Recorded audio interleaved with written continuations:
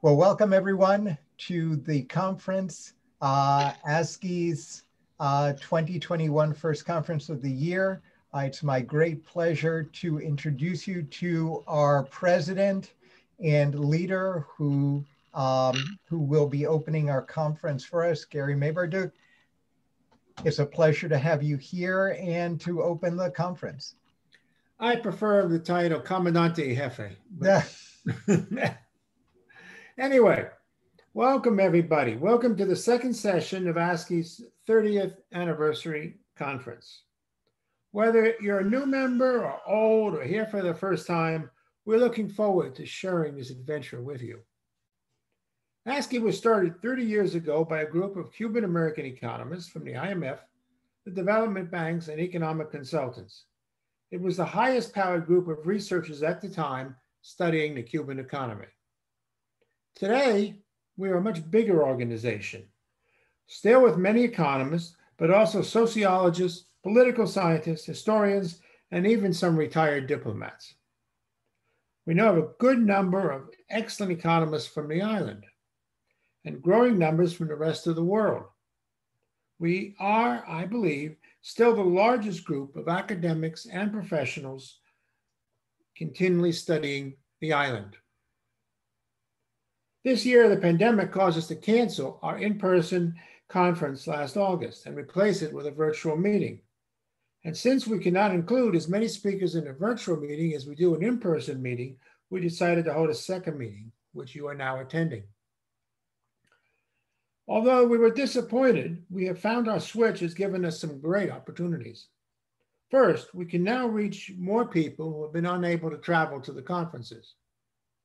And it has allowed us to reach out to the island, very important, where it can be seen by those who can use Zoom and can see our recorded sessions on YouTube. With these opportunities in mind, we decided for this conference to encourage our speakers to speak to the island. Given we knew the announced reforms were likely to be incomplete, we wanted to make helpful suggestions as how they could be made to work. It is what economists would call proposing second or third best solutions. It is what I would call constructive criticism. I have not heard the presentations yet to see how close we came. You will have to be the judge. In the meantime, we have a number of very useful topics. Give me a second here.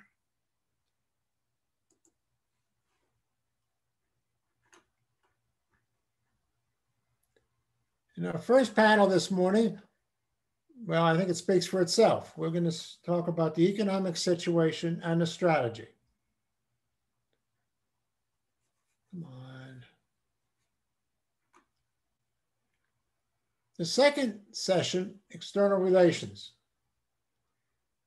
We're going to be looking at how other countries relate to Cuba, what they can do to help, what they can't do. Tomorrow, we get a panel on U.S.-Cuba economic relations. That's going to look at where they stand, Helms-Burton, but also two of us will be speaking on U.S. foreign policy directly and how it can be used to try to increase the pace of reforms in Cuba, economic reforms in Cuba, if they're going to happen at all, and that's still a big question. Then that afternoon, we have, as usual in our present panels, we have one on agriculture. Agriculture being a really important part of the Cuban economy, especially as having a great deal of time feeding themselves. Wednesday afternoon is, I think, going to be one of the most interesting. Ever since the special period, the political situation in Cuba has changed somewhat. It's gone what I would go from what I was told, a really totalitarian system to something that's much more just simply authoritarian. Still nasty, but not quite as much. But there has been a weakening in what I call civic control. And the Constitution turned out to be a series of major debates. And I think showed really for the first time that there is some civil society beginning to develop. So I'm really looking forward to this session. It may give us a preview of things to come.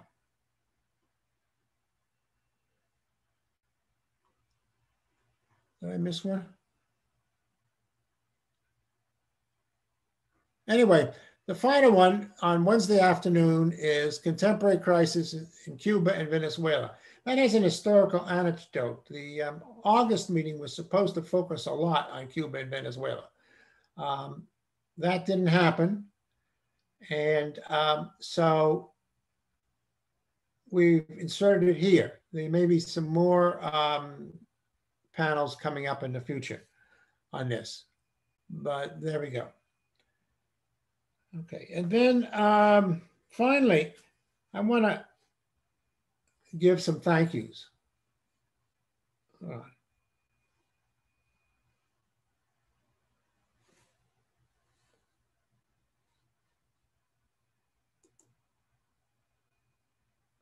trying to turn the share screen off.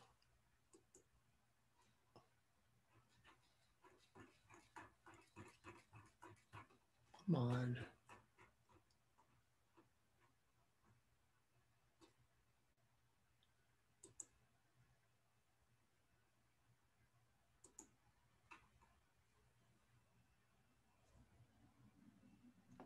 We could see you, Gary. You're not sharing. I'm not sharing? Thank you. Okay. So just a few thank yous.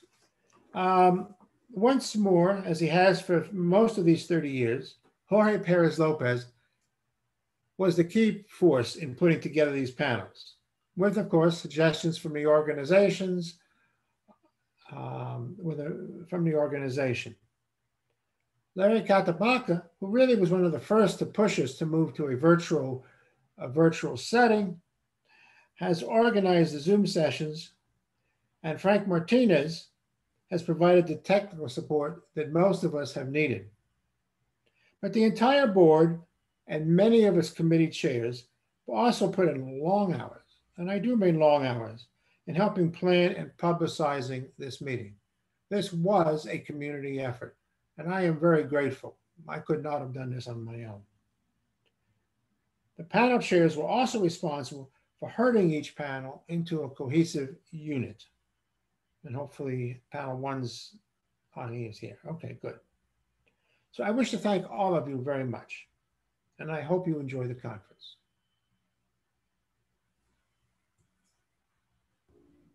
I'm out. Well, thank you very much, Gary. We really appreciate that. And we are a little early for the start of the conference. Well, I can do my opening again. No. But I think that which is very unusual for conferences, but I think we're in an excellent position then to present the papers and then to generate perhaps a slightly longer period for questions and answers. So if our panelists are ready, and unless our attendees have any questions, perhaps we can proceed with our first panel.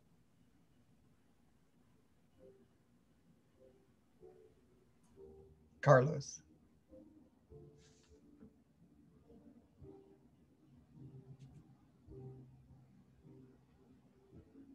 Carlos. Oh. Let's see. Okay. Organizers are also. Carlos, we're having some difficulty in hearing you. Can you? No, we're still having some difficulty. Okay. Yeah, you hear me? Okay. Well, we see a frozen image of you and every sixth word. I mean, a lot. No. No, we'll have to try this again. You may want to log out and log back in. For those of you who are students of semiotics, this might be an excellent moment to see if you can piece together meaning from every sixth word. We will examine you on your sense of what was just said at the end of the proceedings. But there we go. We will have our host back in a minute. And we do apologize for the technical difficulties. Although every time I use those words, I feel guilty about using administrative language. Mostly because one can't understand what that really means. And so I'll just continue to babble for a minute or two in a vain effort to entertain you while we wait for our host to come back. As we look forward to a great opening program made greater by the fact that after any number of years, the Cuban state and party apparatus has chosen to move fairly rapidly, at least in the announcement of all sorts of potentially transformative, at least rhetorically, measures. The scale, character, and implementation of which will probably keep us interested for a while. And I think our host is back. There's Carlos. Carlos. Yes. Can you hear me now? We can, and you're moving. Okay, I don't know. I didn't pay this month's. Well, I think you made a partial payment.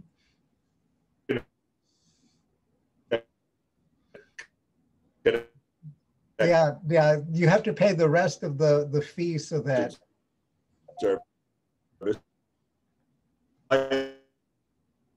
No, I hate to say this, but it looks like you were caught in mid-Macarena.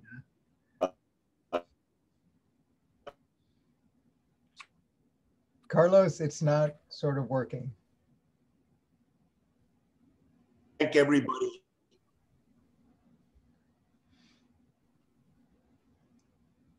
The partial, yes.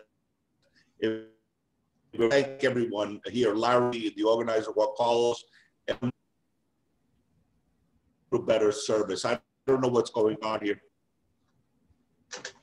Yeah, all right. Apologies.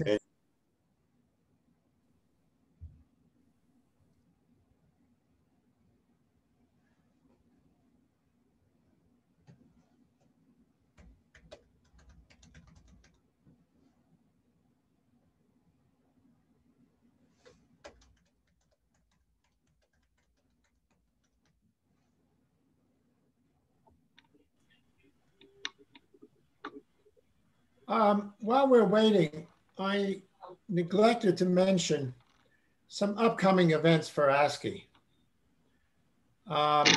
In late January, Natalia Delgado is putting together a panel on the investment climate in Cuba, especially designed to talk about what legislation Cuba needs to pass internally to make it attractive to the foreign investors. Apaga la luz. No te muevas por ahí porque esto sale en la pantalla.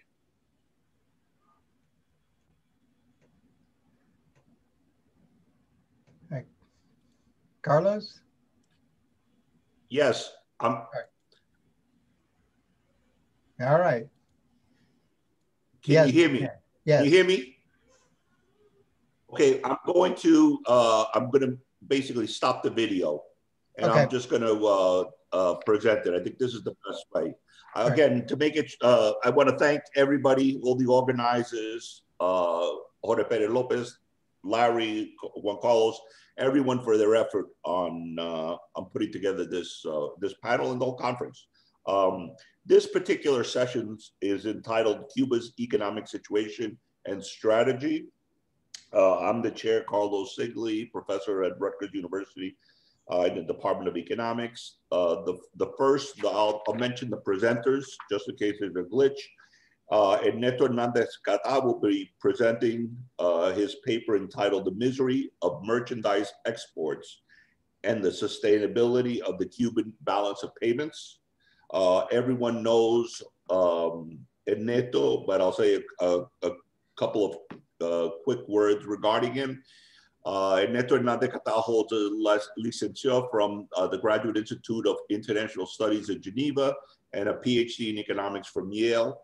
Most of his career was at the International Monetary Fund, where he served at various times as head of the North American Division, manager of the World Economic Outlook, chief negotiator with Russia, and associate director of the African and Western Hemisphere departments. He taught macroeconomics at the American University and economic development at Johns Hopkins School of Advanced International Studies. I'll present the other speakers afterwards, but I'll mention who they are right now. Luis will be presenting a paper entitled Cuba, Dollar Crunch, Dollarization, and Devaluation.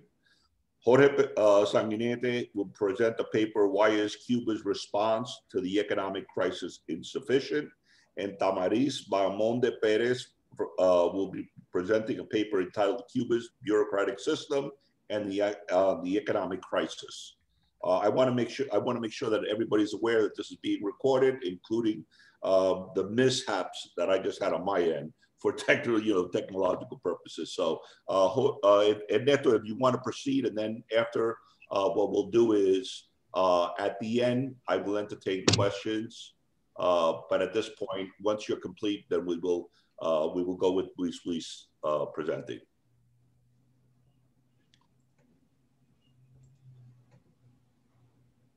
Okay, I'm Ernesto Hernandez-Cata. The paper is on the terrible behavior of Cuban exports in the long term and its impact on Cuba's balance of payments and how all this led to the crisis that the country is facing now.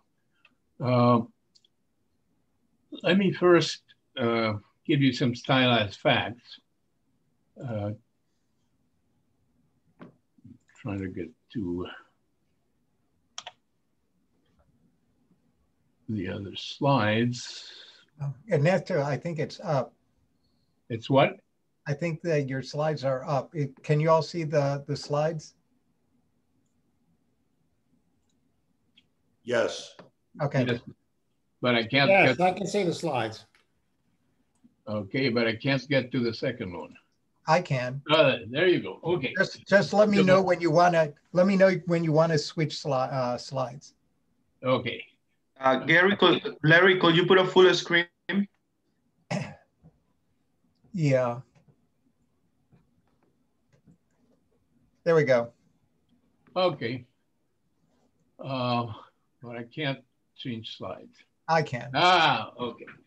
So figure one gives you some stylized facts. If you go to the left of the figure, you see the collapse of exports after the end of relations with the Soviet Union, and then a trend towards slow growth in the rest of the figure.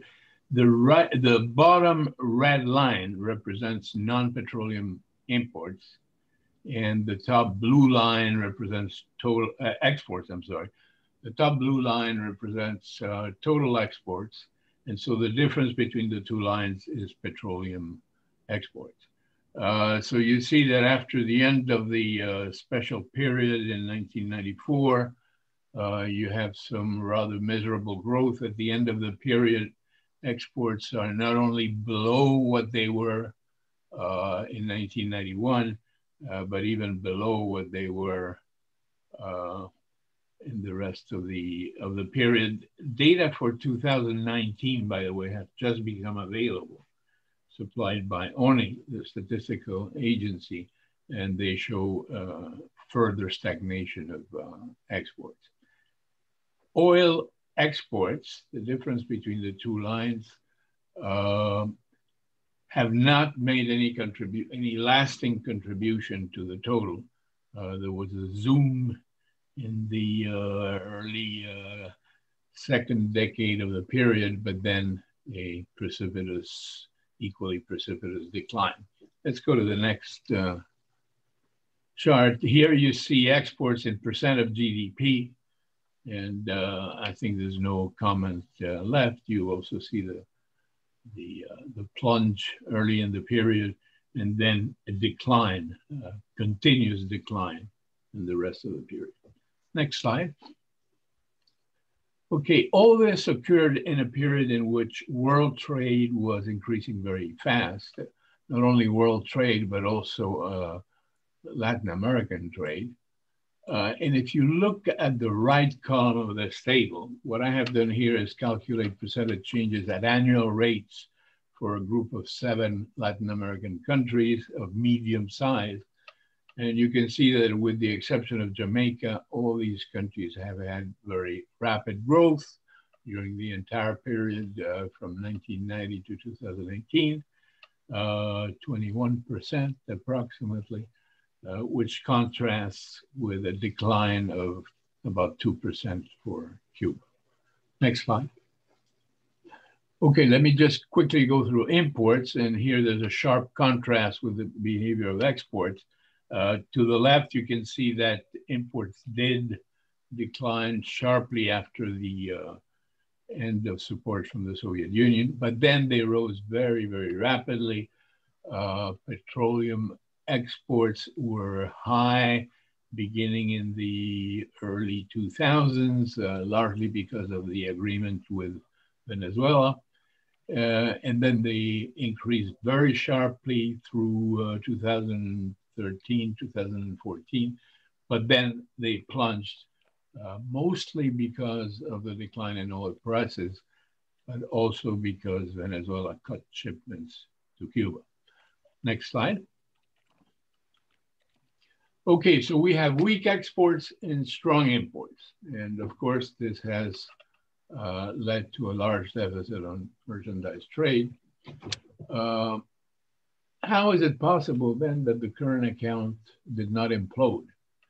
Well, it did not implode because there was a surge in exports of services associated primarily with Venezuelan payments for the work of Cuban professionals, mostly doctors, but also security goons and educators. These payments have been partly in the form of petroleum for Algeria and Venezuela in particular, but also sometimes in the form of cash, investment, or loans. In addition to the help provided by services, there's been strong revenue from private remittances and tourism, and that also has helped to cushion the impact of the trade deficit on the current account. Let's look at the next slide. Here you see the graphic version of what I just said. At the bottom, you see the red line. You see the trade deficit on the large trade deficit. Above, you see the even larger services surplus, and the green histograms show first a few years of modest deficits and then reasonably strong surpluses thereafter. Next slide. Okay, here you see the same thing, but in numbers. If you look at 2012 and to the right, you see the surplus on goods and services, which is composed of a deficit on the trade balance and a larger surplus on the services balance. By the way, the surplus in goods and services seems to have diminished significantly with the preliminary figures we have for 2019. Now, in addition to the goods and services balances, we have current transfers, which have gone up and down, but recently have been relatively strong. Minimize this. There's something strange about the current transfers. Private remittances, mostly from the United States, have increased very strongly during the period from the beginning in around 2001. So how come the total for current transfers is not always positive? Because there is a mysterious element below transfers, always negative and becoming very substantial in recent years.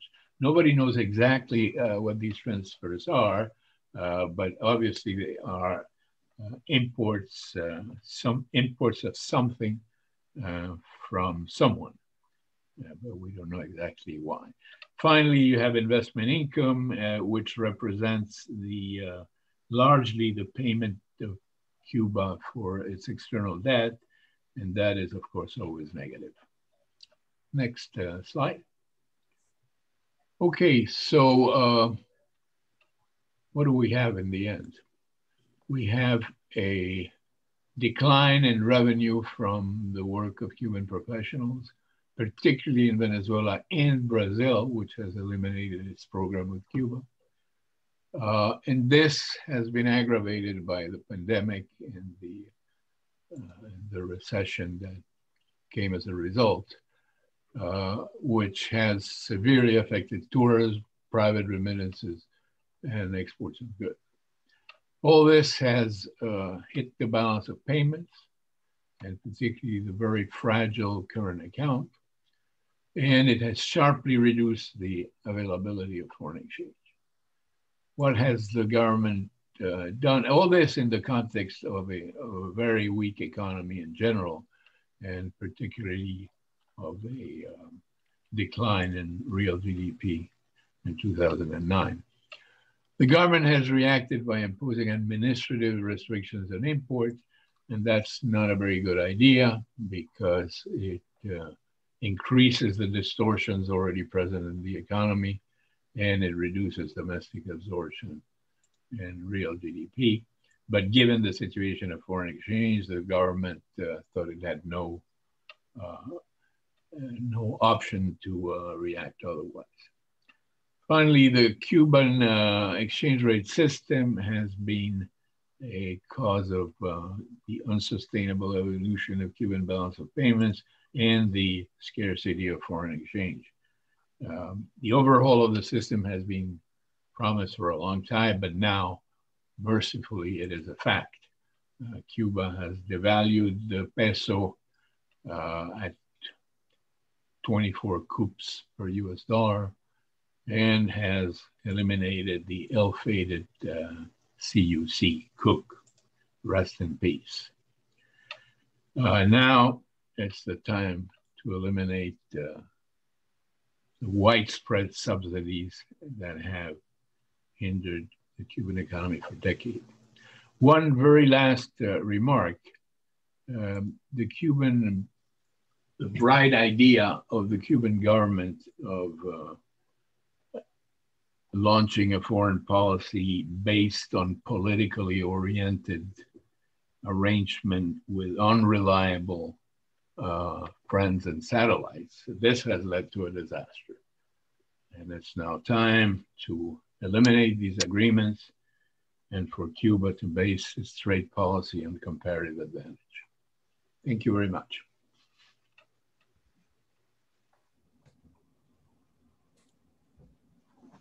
Okay, well, thank you very much, Ernesto. We're going to proceed then with our next speaker, and that is Luis, who's an international economist in Massachusetts, specializing in international finance. He has long been involved in international finance and investments as an officer of international organizations, commercial banks, and investment management companies. Luis is a member of ASCE since its foundation. He holds a PhD degree in economics from the University of Notre Dame and has lectured at universities in the US, Europe, and South America. Luis, the floor is yours.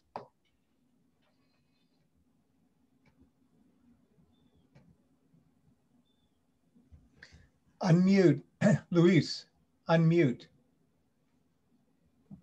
Thank you, Carlos, and thank you to Jorge Perez Lopez, Larry Katabaker, Frank Martinez, and the organizers of the conference for allowing me to participate. Let me now share my presentation.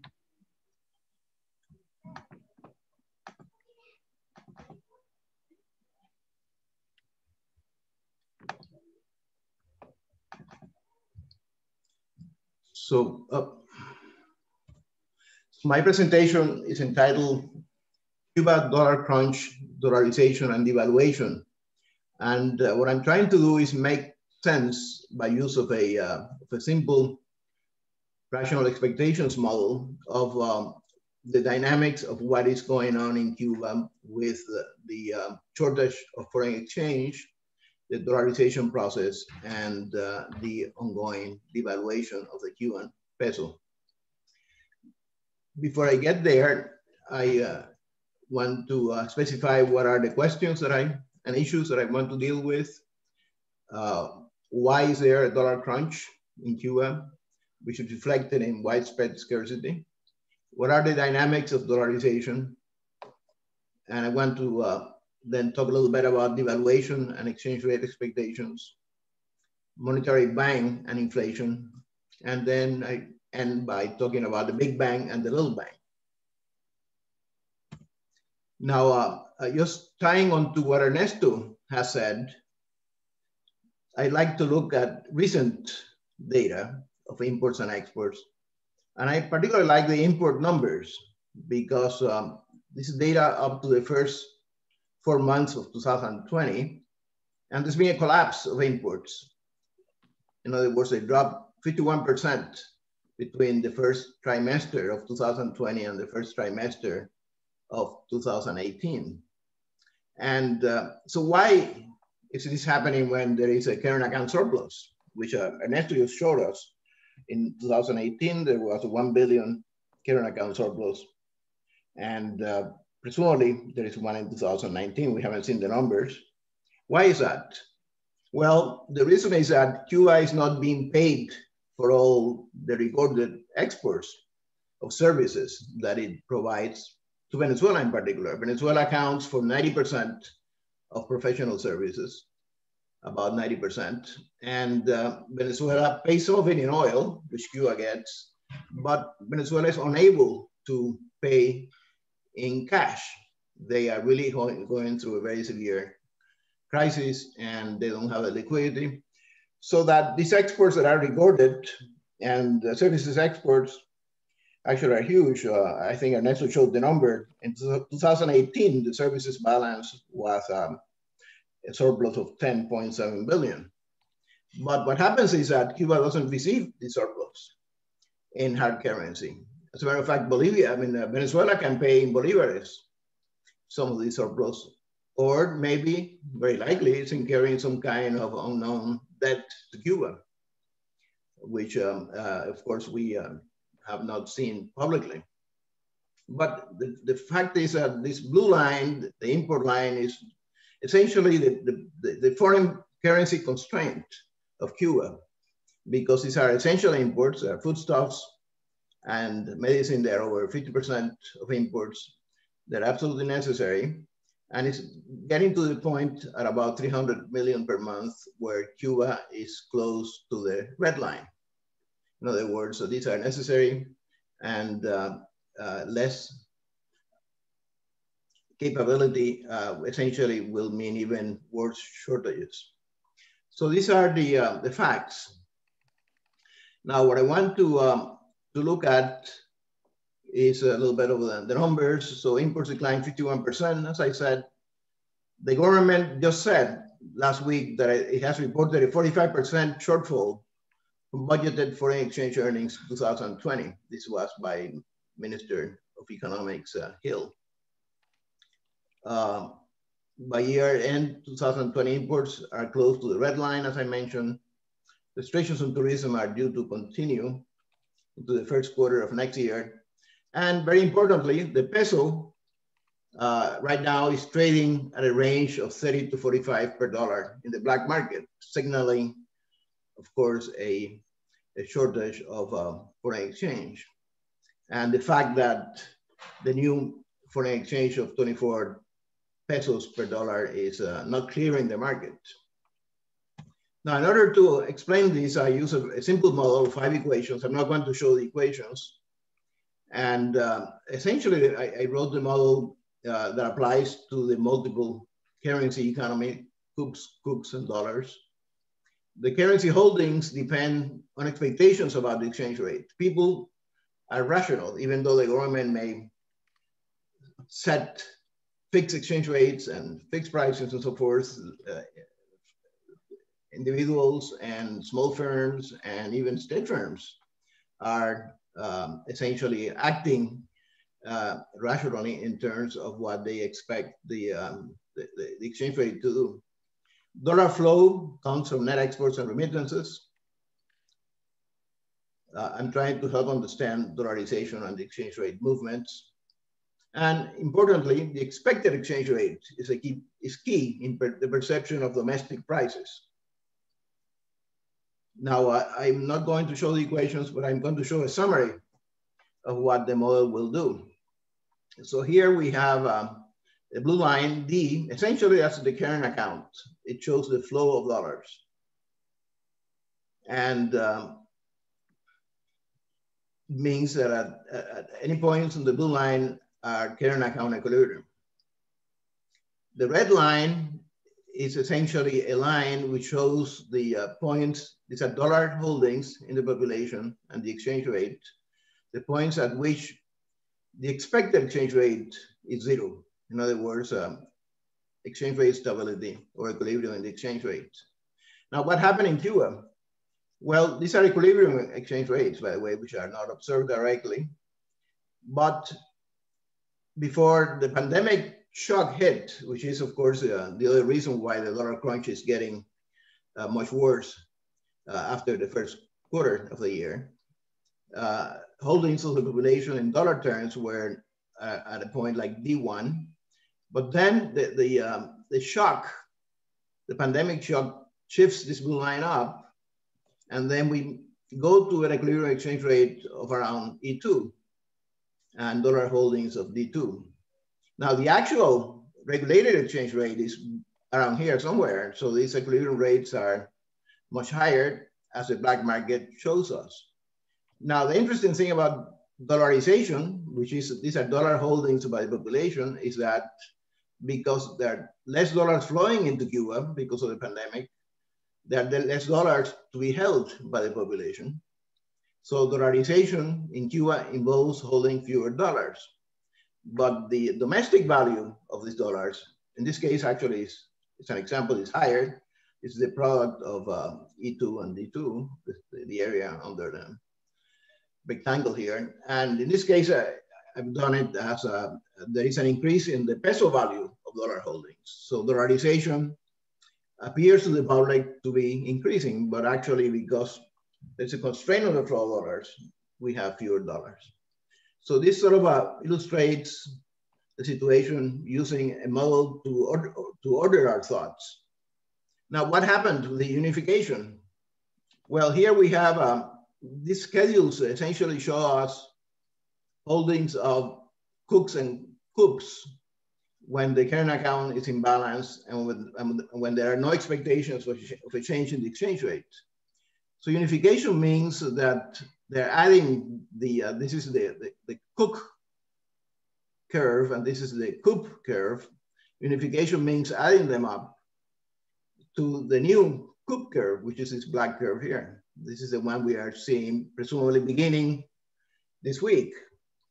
And so what happens? The official exchange rate was very low at a point like E0 here, well below the equilibrium rates. And then the government moves this official rate to E1, which I calculate is a factor of about 6 times. Why is that? Well, by looking at national accounts and expenditures in Cuba, I come up with a very rough estimate that the actual accounting transaction average rate in Cuba was 4 per dollar. So devaluation to 24 is a 6 times devaluation. So we moved this E0 to E1, which is about 6 times. And then the government, because it's is all knowledge, knows everything, will then set up, these are pesos now, the new pesos, sets up an increase in the money supply of M1 to presumably be at this point. Of course, the government doesn't know precisely, but that's what they're trying to do. The problem is that this M1 will expand. Why will it expand? Well, number one, the devaluation of 6 times is huge and dislocates the economy, which means, among many things, that firms, whether state-owned or private firms, will have a huge problem in terms of their liquidity and able to meet their costs. So that this will require substantial financing from the central bank to Cuban banks beyond any mechanical calculation. Now, even more, the government will also have a huge fiscal deficit because subsidies, as we will see, are being reduced, but not sufficiently. So essentially, it'll be pressured to move the money supply, to expand it. So essentially, it will be around here, which is way away from equilibrium. And this is what will lead to inflationary pressures. Now, what happened in the devaluation? Well, the currency unification and devaluation, as Ernesto mentioned, and many economists have said, was long overdue. The devaluation is it's about 6 times based on average CUP and CUP transactions, 4 per dollar. Now, the government, knowing everything, decides to match up the pass-through of the devaluation because essentially close to half of all Cuba's imports and a good chunk of household expenditures are dollar linked. So the pass-through effect is very high from the devaluation to prices. So the government, knowing everything, decides to increase minimum wages by 5.25%, electricity tariffs and many services by 5. They actually just reduced it a little bit. They just issued new rules this week or last week, decreasing a little bit, so the increase is below 5 times. But 5 times is huge, of course. I mean, big devaluations, in my experience, have always been something like 30% devaluation of the pound is a huge shock. Now, 6 times is a monumental shock. Now, government revenues are projected to increase 5.2 times, expenditures 4.9 times. So some reduction in net subsidies, but still there'll be huge subsidies, which will be financed by the central bank. There is no other financing. Cuba doesn't have debt markets, either domestic or access to foreign markets. So what about the monetary bank? Well, this is it. The fiscal deficit and the banking system will drive money expansion after the initial monetary bank. The government already estimates the budget deficit at 84 billion. Now, according to their numbers, this seems to amount to about 18% of GDP. I'm not sure about whether this will square, but it'll be a very large deficit, continuing deficit after the initial monetary bank, which will be financed by monetary expansion. So this budget deficit, and we already seen that exchange rate expectations are well over the official rates, provide a very difficult environment for inflation. And dollar scarcity means shortages of food and essential products, which will also pressure prices by having prices in the black market way above control prices. So the government is trying to control prices. It has a long list of prices that are controlled on services, and also has now said that it will impose top prices for the private sector. Now, what happens to the current account? Well, as I said, it's a mystery why a country with a current account surplus has so many problems with dollar shortage. Well, because essentially is the flow. The dollar flow does not match the current account. Devaluations are usually done to improve the flow, the current account. But Cuba has inelastic exports and imports. Imports are necessities, they cannot be cut. And exports are also quite inelastic in merchandise exports. The country cannot expand nickel exports very rapidly, for instance. Tourism is more price sensitive, but now it's still being constrained by the pandemic. Import substitution is limited in the medium term. There's a lack of foreign finance. Cuba is undergoing this shock without foreign access to financial markets or support from international agencies or even bilateral lenders. The price system is in need of a rationing reform. There is a Minister of Prices. There's a Ministry of Prices, which actually in my mind is only a little bit less scary than the Interior Ministry, because what we are seeing is essentially the pretension that one can control hundreds of variables when there is being a shock of 6 times in terms of the devaluation impact, which means that relative prices are scrambled all over the economy, and then they are fixed, which essentially means the economy will be very difficult to react. Now, my thought on this is that market reforms are inevitable. That's the history. And because you cannot really control the shock, consequences are essentially not being able to be managed by controls. But you know, as our friends Luis Locay and Jorge Perez Lopez say, these reforms in Cuba tend to be cyclical and tend to be unstable. In other words, they come and go. So if that's the way it's going to be, then they are not going to work very well either. Now, about the outlook, the dollar crunch will continue. When will tourism revive? Well, we can only guess. The pandemic eases and then tourism may revive by the second half of the year, but it's very difficult to pinpoint. The reluctance to reform is there, and the monetary bank unification will fast lose effectiveness. So that's why I talk about the big bang is a monetary bank, which certainly was a big impact, huge devaluation with rapid monetary expansion. But there's been the little bang. The little bang are the reforms.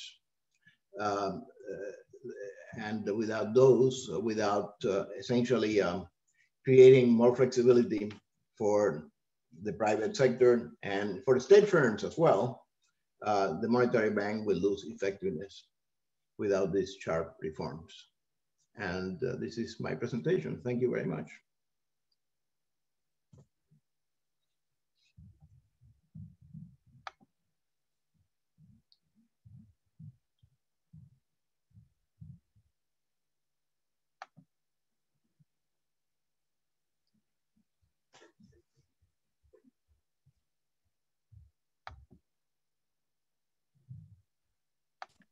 Carlos, you want to introduce the next panelist?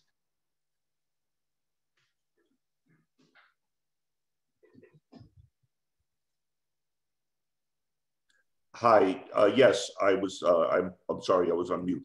Our next panelist is Jorge Sanguinetty, who earned the PhD in economics from the City University of New York. He worked in economic planning in Cuba in the 1960s. He's the author of Cuba, Realidad y Destino, Presente y Futuro de la Economía y la Realidad Cubanas, and many other papers and articles on the Cuban economy. He is the past president of the company DevTech, as well being a longtime member and one of the initial members of ASCE. All right, Jorge, the floor is yours.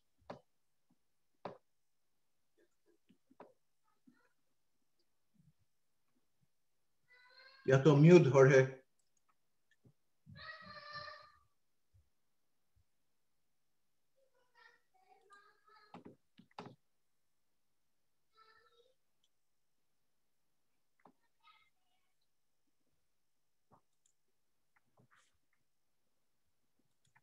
Aló, ¿me oyen?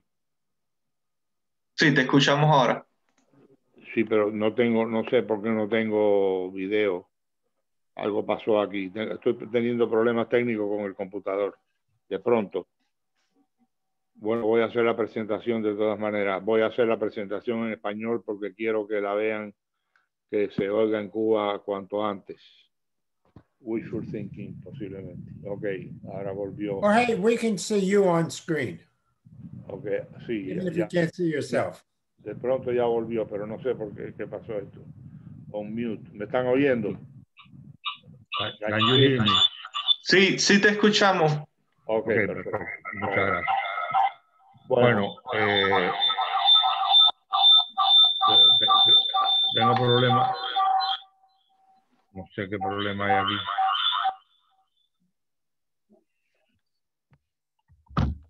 Es que tengo los... Tienes que dejar uno mudo y el otro, porque está... Sí, yo es que estoy...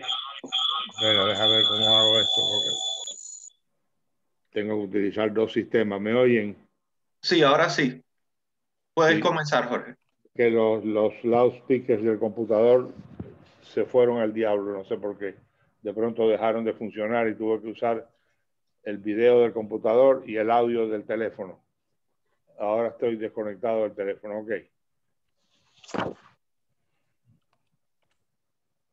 Quiero empezar diciendo, como cuestión de background, el cambio revolucionario de la economía política cubana. Creo que es importante. Quiero hacer un vuelo de pájaros rápido de lo que ha pasado en Cuba y la racionalidad o irracionalidad de las decisiones económicas que se han tomado desde el comienzo del proceso en 1959. Lo que tenemos desde 1959 y en un par de años es un cambio traumático de la economía política cubana. ¿A qué me refiero con esto? De que de pronto en 2 años, solamente en 2 años, de millones de decision makers, de agentes decisorios en la economía cubana, empresarios, capitalistas, consumidores, trabajadores, de pronto de millones pasamos a unos cuantos, a una reducción drástica, traumática, verdaderamente, de los que toman las decisiones en Cuba sobre la economía. De pronto tenemos que las decisiones de consumo las toma una oficina de planificación o unos burócratas, las decisiones de inversión la toma el gobierno de una manera muy centralizada, etcétera, etcétera. O sea, es muy importante tener en cuenta ese cambio radical de la economía política. O sea, no lo tenemos cuantificado, no lo tenemos en modelos matemáticos, pero existió y existe y todavía estamos pagando las consecuencias de que los decision makers, los agentes decisorios en Cuba, son nada más que unos cuantos. Y hay un divorcio completo entre los intereses de los que toman las decisiones y los intereses de los que sufren, los intereses de los que sufren las decisiones, o sea, básicamente los consumidores y los trabajadores. No quiero abundar sobre esto, va a estar en el paper en definitiva. Hay una caracterización cuando vemos la trayectoria de decisiones del gobierno desde el comienzo de la revolución, vemos una gran irracionalidad en la toma de decisiones, tanto que es muy difícil explicar por qué se tomaron tales y más cuáles decisiones. Entonces uno ve que la preponderancia de los factores políticos vence los factores económicos. Los factores económicos prácticamente son el resultado de decisiones que se toman, algunas increíblemente dañinas a la economía en términos generales. Pero la primera gran decisión es precisamente la que todavía estamos observando ahora con la devaluación parcial que se hizo del peso. Estamos viendo eso, uno de los grandes problemas con que empieza la economía cubana en 1959, cuando se establece el control de cambio en Cuba por el Banco Nacional y se mantiene la ficción de un peso igual a un dólar por 62 años. Y esto, el costo de la distorsión que esto significa en las empresas estatales en general y la desidia del gobierno en reconocer qué significaba esto, mantenimiento de una moneda sobrevaluada por tanto tiempo, es algo incomprensible por parte del gobierno. Después hay toda una serie de decisiones. Por ejemplo, en 1960, un dato que se subestima o se ignora muchas veces, es que se paró la producción de cuentas nacionales en Cuba. De pronto, el gobierno, a pesar de que estaba con una retórica de desarrollo a unas tasas anuales increíbles, ellos mismos se ciegan con respecto a cómo andaba la economía. No se sabe qué está pasando con la economía cubana, incluso por parte del propio gobierno. El propio gobierno se ciega a sí mismo en términos del funcionamiento de la economía, el performance de la economía. Entonces hay toda una serie, cuando examinamos, no quiero entrar en detalle, va a estar en el paper, cuando examinamos la trayectoria de decisiones del gobierno, sobre todo en el año 60, vemos una serie de medidas que son absolutamente irracionales. Quizás la más espectacular de todas, yo creo que es la que toma el mismo Fidel Castro en el año 68, cuando decide no simplemente privatizar, sino eliminar los pequeños negocios completamente que no son privatizables, o sea, los sillones de limpiabotas, los puestos ambulantes en las calles, etcétera, etcétera, desaparecen simplemente. No hay un proceso de privatización, pero hay un proceso de desaparición de un montón de servicios y de actividades productivas. Lo más importante que sucede en el año 68, sin embargo, es la eliminación de la contabilidad. O sea, aquí hay una historia que debiera ser una novela, que es lo que pasó con la eliminación de la contabilidad y cómo se pudo mantener el país 2 o 3 años. No se sabe, yo no lo he visto en realidad cómo se recupera la contabilidad en el país de alguna manera. Se establece se vuelve a una cierta racionalidad cuando, debido a presiones de la Unión Soviética, Cuba decide organizar un poco más su sistema de planificación y tomarlo en serio. Pero aquí hay toda una serie de decisiones que se toman que son extraordinarias y que indican la mentalidad del gobierno. En este caso hay un factor fundamental que es la superconcentración de todas las decisiones económicas en manos de Fidel Castro, quien, de acuerdo con los datos que existen, decide que la contabilidad no es necesaria porque como Cuba está construyendo una sociedad comunista y en la sociedad comunista el dinero no hace falta, por lo tanto no hace falta la contabilidad. Eso creó toda una serie de, no simples distorsiones, creó realmente un verdadero caos administrativo en el país. Y ahí hay toda una serie de historias que no están escritas, no están reportadas, pero son sumamente importantes en cuanto a la mentalidad decisoria del sistema.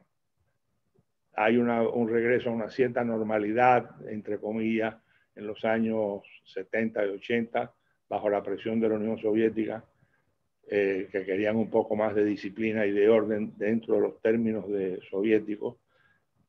Pero de pronto ya en los años 90 viene el colapso de la Unión Soviética, la desaparición de los subsidios de los cuales Cuba dependía desde el principio de la revolución.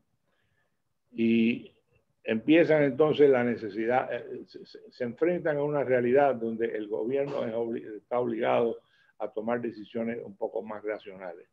La dolarización es una de ellas, que se ven forzados a aceptar el dólar porque simplemente con la desaparición de los subsidios soviéticos había que echarle mano a lo que pudiera. Si Cuba se abre entonces al turismo, al cual estuvo cerrado por mucho tiempo, se abre a la inversión extranjera que empezó en los propios años 80 y entonces hay un tema muy importante que es como resultado de la incapacidad del gobierno de mantener la ficción del pleno empleo, el pleno empleo socialista, donde no había desempleo en Cuba, supuestamente. Cuba tiene que, al ver que no puede pagar las nóminas de las empresas estatales y de los organismos del Estado, empieza a despedir gente y así se abre el cuentapropismo. Pero aquí es muy importante tener en cuenta que cuando se abre el cuentapropismo en Cuba, se abre de una manera provisional. No fue un reconocimiento del sector privado. A estas alturas del partido la palabra sector privado no se usa, está prohibida en los documentos oficiales. Pero eso empieza desde que cuando comienza el cuentapropismo. El gobierno da la nota clara de que iba a ser una medida provisional, que dejar trabajar por cuenta propia a los que estaban perdiendo sus empleos en el Estado, en las empresas estatales, en el gobierno, iba a ser una cosa temporal. O sea, la intención estaba claramente establecida de que no iba a haber un reconocimiento, una vuelta al sector privado o una forma de desarrollo capitalista, etc. Pero o sea, vemos la trayectoria de decisiones económicas que se empiezan a tomar, pero hay una renuencia sistemática a reformar el sistema. Y ahí es donde vemos cómo, o sea, hay un proceso de toma de decisiones erráticos donde es incomprensible la renuencia del gobierno a hacer reformas sustantivas de la economía. A pesar del consejo de muchos economistas cubanos que, tratando de salvar alguna forma de socialismo, le dan consejos al gobierno que el gobierno simplemente desconoce. No solamente los desconoce, sino que a veces cuando empiezan los procesos de proposición de reformas internas en los años 90, sobre todo llevadas a cabo por Pedro Monreal y Julio Carranza, la reacción inicial del gobierno fue muy negativa, tanto que le crearon problemas políticos, a pesar de que ellos se quedan en Cuba y tratan de contemporizar un poco la reacción ante cualquier reforma que fuera modesta era muy negativa.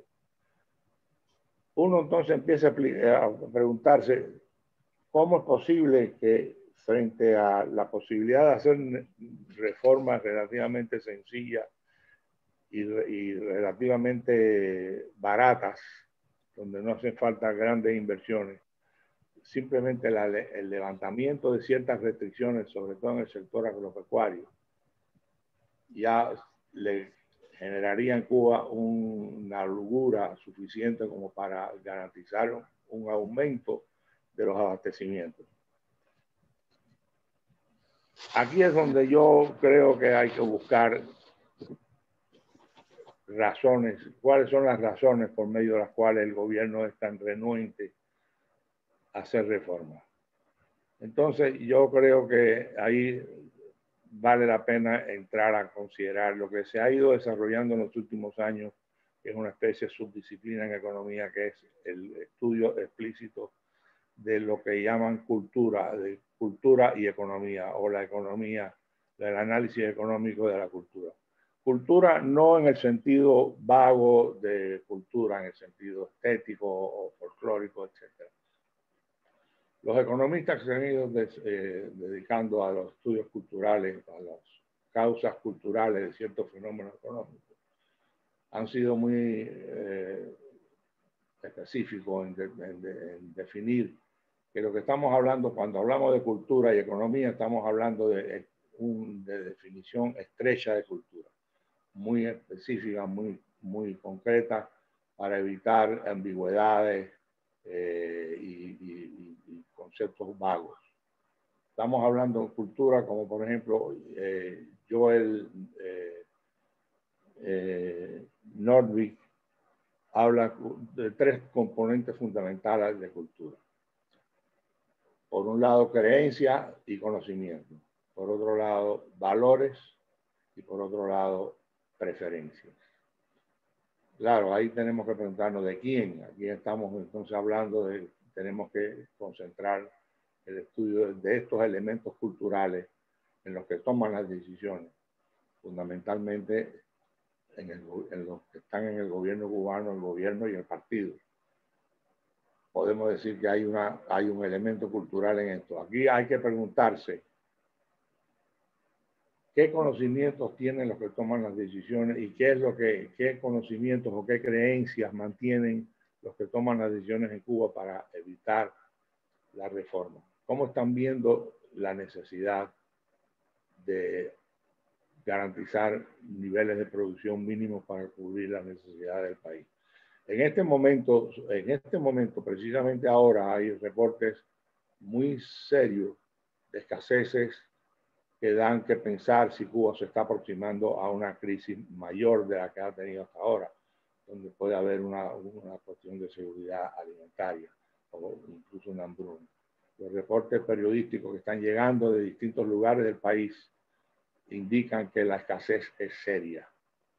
Y la escasez incluso de productos agrícolas que Cuba no debiera tener en cantidades suficientes como para alimentar a la población.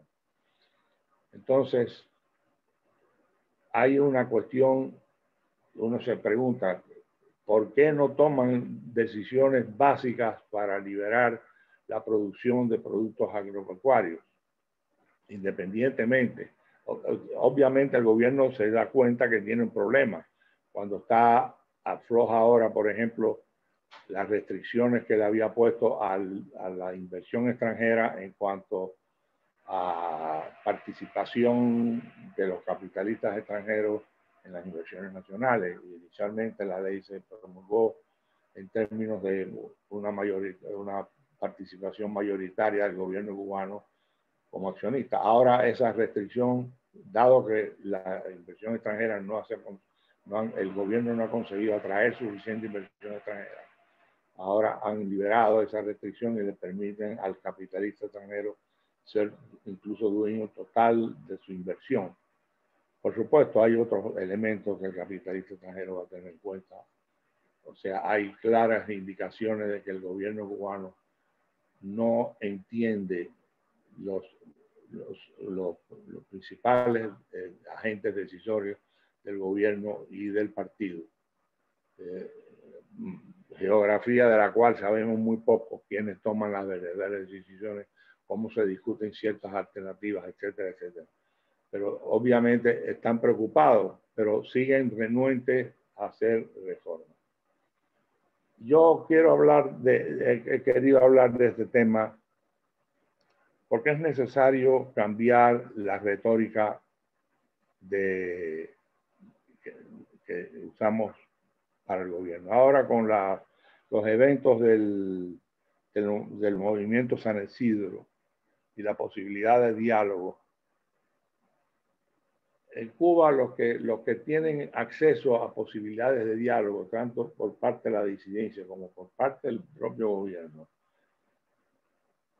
tienen que usar una retórica más eficaz en términos de qué reformas hay que hacer. Hay que darse cuenta de que los individuos que están tomando las decisiones en Cuba no entienden, o sea, una cuestión tan pedestre como esta, hay que decirlo, no entienden la economía. Y es interesante tener en cuenta que los economistas cubanos de más gabarito, por decirlo en portugués, de más prestigio interno en Cuba, los que están en Cuba, los que están más o menos, quizás se puede decir que algunos están tratando de salvar el socialismo. Estos economistas son académicos. Generalmente los economistas más distinguidos de Cuba no están en el gobierno. El gobierno no tiene economistas que yo sepa. Yo no he visto economistas de cierto rango académico en la fila del gobierno tomando decisiones. O sea, los economistas que conocemos de Cuba, los que están en Cuba, los que viven en Cuba, son economistas académicos. Y esto siempre ha sido, desde el principio de la revolución, ha habido muy pocos economistas realmente bien formados, técnicamente bien formados, tomando las decisiones en el gobierno. O sea, las decisiones en el gobierno se han estado tomando a contrapelo del Consejo de Economistas Profesionales. Y esta tradición continúa. O O sea, hay definitivamente un problema de cultural en el sentido inicial que yo estaba planteando de creencias, conocimientos, preferencias, valores, donde hay un background, un trasfondo cognitivo, si se quiere, que impide las reformas. Entonces, en una situación como esta, tenemos que preguntarnos, bueno, ¿y por medio de qué retórica usamos para convencer a los economistas o los que toman las decisiones en el gobierno de que tienen que tomar ciertas decisiones fundamentales? O sea, Cuba ha estado completamente cerrada, incluso a reformas mínimas, a pesar de los consejos que han recibido en términos de los cambios que ha habido en China, en Vietnam, etcétera, etcétera. Cuba está en el atraso más profundo en términos del conocimiento económico, que es básico, es elemental. Y es increíble porque la situación que estamos enfrentando ahora, estamos llegando a una situación de posible crisis alimentaria. Lo que necesita son medidas relativamente baratas en cuanto a liberar restricciones en el campo y en el comercio y en la distribución. Ellos siguen empeñados en mantener el control sobre todo lo que se mueve en Cuba. Y entonces lo que hacen es poner a la economía en una camisa de fuerza. Entonces, ¿cuál es, de qué retórica, qué estrategia retórica podemos recomendar desde afuera, incluso a los propios colegas economistas que están allá o a la disidencia? Ahora con la posibilidad de diálogo, una posibilidad teórica todavía, por supuesto, que se abre con el movimiento San Isidro, hay una desorientación enorme en cuanto a los individuos que quieren entrar en un tipo de diálogo con el gobierno, pero tienen que dialogar con el gobierno en términos que no conocemos. No sabemos qué estrategia retórica serviría para convencer a alguien en el gobierno de que tiene que tomar en serio varias reformas. Esto me entra a colación una máxima o una anotación de Max Planck, el físico, que decía que cuando los que se oponen a grandes cambios, se refería mucho a cambios científicos, pero es aplicable a muchas situaciones. No vale la pena perder el tiempo tratando de convencer a esos que se oponen. O sea, cuando se oponen esos opositores, tendrán que morir antes que haya cambios. O sea, hay que empezar a trabajar en los cambios en las mentes de otras personas. Entonces, efectivamente, en Cuba tenemos un desafío muy grande, que es cómo podemos vender los cambios que hay que realizar en Cuba para poder salir de esta situación o aliviar por lo menos esta situación. Aquí creo que es importante tener en cuenta que hay un proceso evolutivo en marcha en Cuba. Los agentes de decisiones más importantes se están muriendo. Están llegando a una edad en que tienen que ser reemplazados por otros individuos. Los cambios en Cuba van a depender de quienes vengan detrás de eso. Los cambios posiblemente los más fáciles de realizar vendrán en las cabezas de otros individuos que no conocemos, no sabemos quiénes son. No sabemos si están ya hoy en el gobierno o en el partido o si van a tener que salir de eso. Entonces, el desafío que nos enfrentamos es reconocer los elementos culturales, de nuevo, en el sentido que expliqué al principio, en términos de conocimientos, creencias, valores, preferencias, que los tengo más detallados en el trabajo que estoy haciendo todavía. Pero es importante reconocerlo porque tenemos que buscar una retórica más eficaz de la que ha habido hasta ahora. Eficaz incluso con respecto a convencer individuos que no conocemos. O sea, ese es el desafío que en realidad nos estamos encontrando. Vemos todas las características de la economía, vemos el reflejo de la irracionalidad económica de 60 y tantos años de concentración de poderes económicos, etcétera, de gobierno en el partido. Pero tenemos que buscar de alguna manera, y yo creo que es una preocupación que siempre he tenido, qué clase de lenguaje, qué clase de retórica, qué clase de discurso, qué narrativa puede convencer a los que vengan detrás a que hagan los cambios que tiene que haber en Cuba. O sea, nosotros ya en este momento están agotadas las posibilidades del lenguaje, de la recomendación económica, de política económica tradicional. En Cuba eso no funciona.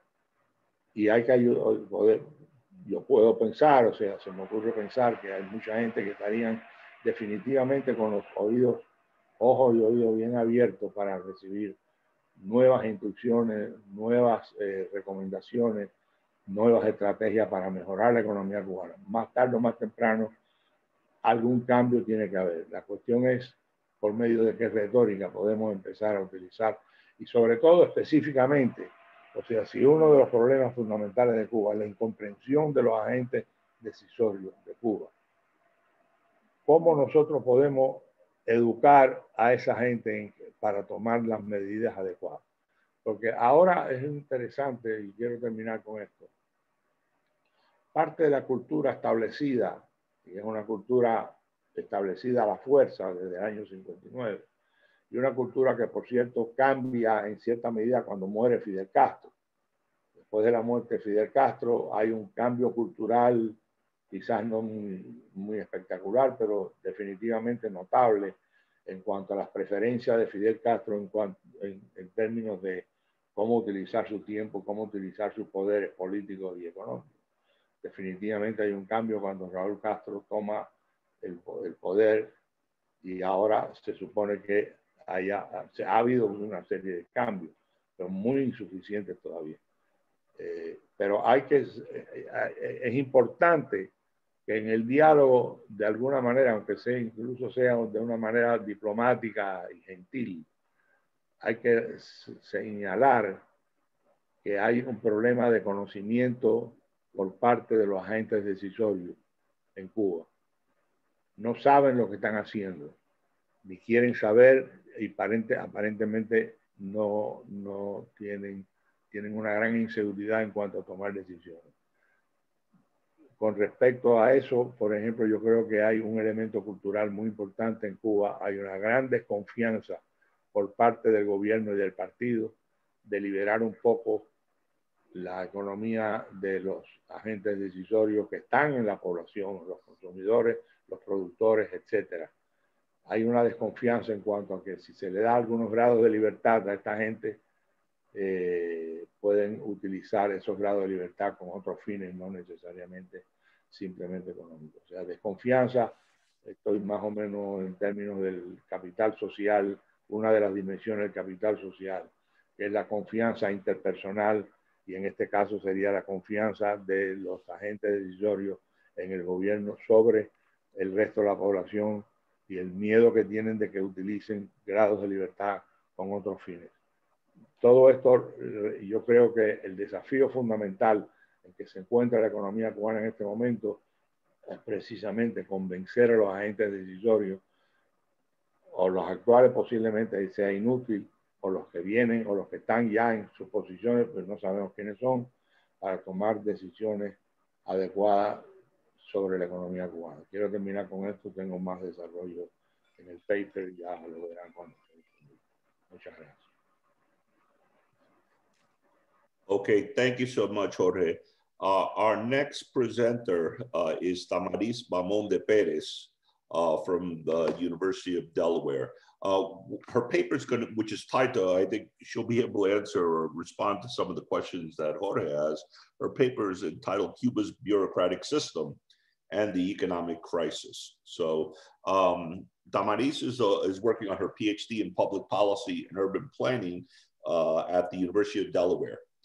She holds a master's degree in local development from the University of Camagüey and a bachelor's degree in economics from the University of Havana. Tamarys, floor is yours.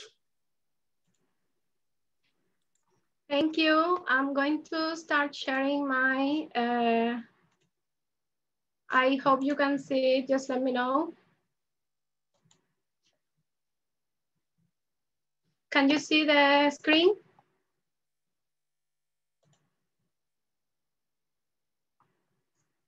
Yes, we could see it. Yes. Could you put fuller screen? Yeah, I'm on it. It's taking time.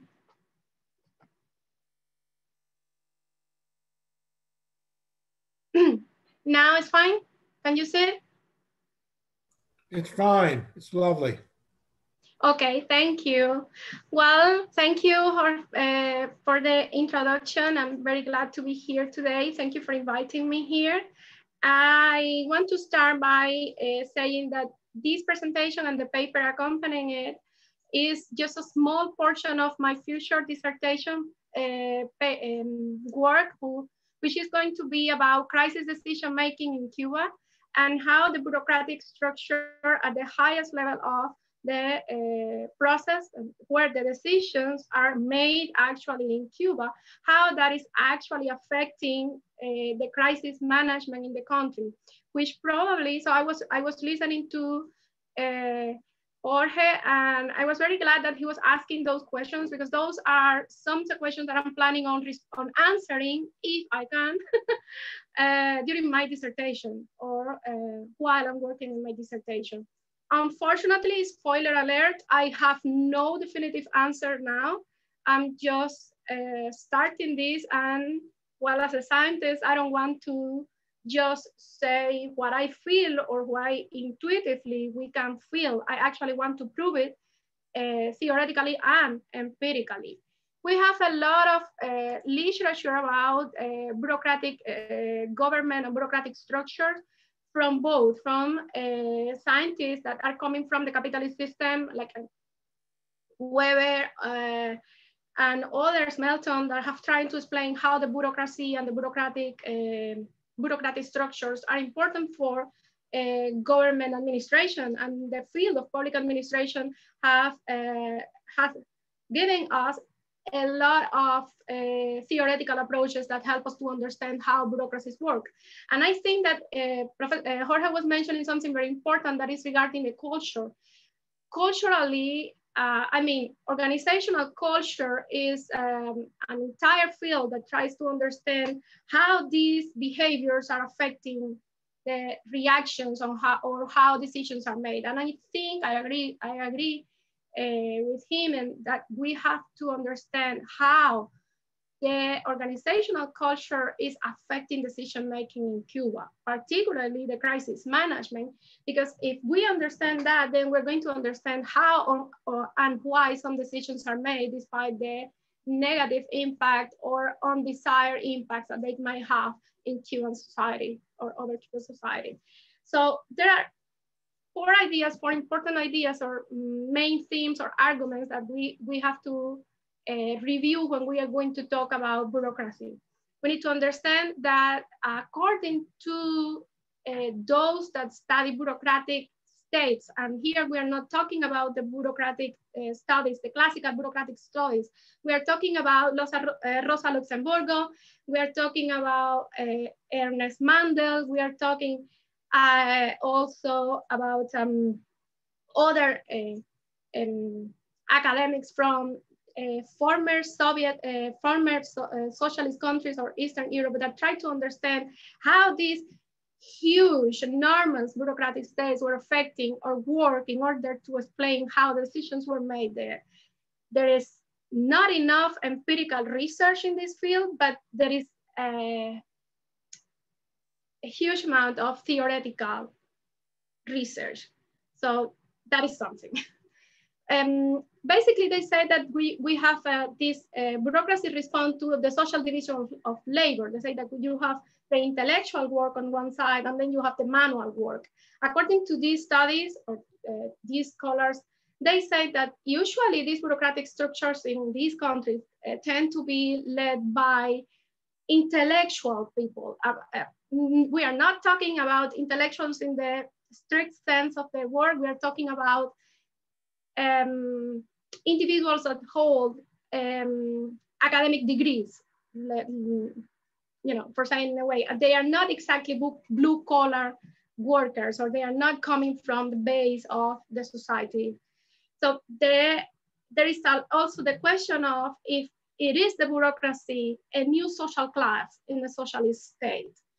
No one has empirically answered this question. So we cannot tell for real whether they behave or they have a conscious as a class, if they identify themselves, if this is it is a self-identification as a social class separated from the rest of the people, which is important too, because that marks a different behavior. And there is also the question of the extent of the bureaucratic system. It is linked to the debate between decentralization and centralization. And Jorge was referring to that too, when he was saying that how vertically decisions are made, how rigid that decision-making process is in Cuba. And that has a lot to do with centralization versus decentralization. And here we have something interesting. Cuba tend to decentralize the decision-making process in the deepest moment of the crisis. I mean, it's like they wait for the crisis to reach rock bottom, to touch rock bottom, and then they decide to take some steps. I mean, it is not the kind of decentralization that we are used to see, for example, here in the United States. Obviously, we are not talking about that, but we are talking like small steps for decentralizing the economy, or at least some resources. While the economy starts recovering, and we saw this during the 90s, when the economy starts recovering a little bit, they tend to re-centralize, and that affects the economic performance. And also we have another element, and this is added by my research. I added the last element. While we have the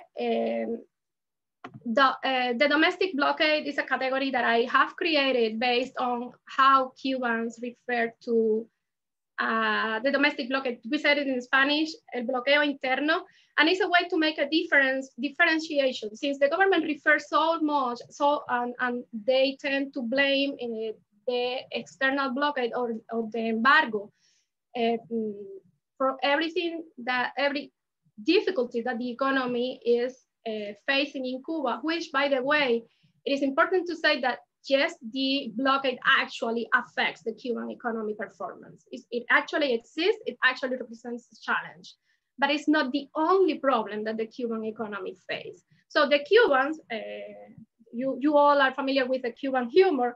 I don't know if you know that we call it those difficulties that come from within our system or our structures, we call it a bloqueo interno. So I created this domestic blockade as a new way to see how the bureaucratic structure could be obstacling the economic performance and the crisis management. And it's different from what we know as administrative burden, which is not exactly focused on the highest level of the decision making. So what is the problem, or how can we identify the side effects of highly centralized and bureaucratized governments? Well, obviously the institutions, the bureaucratic institutions like the party have permanent intervention in the economy, and Jorge already referred to that, so I'm not going to get into it so much. And that obviously affects the economic performance. And there is a lot of examples, and the Chinese cooperative model is one of them. We have that the state owns the means of production. As Jorge was also saying, the Cuban government is the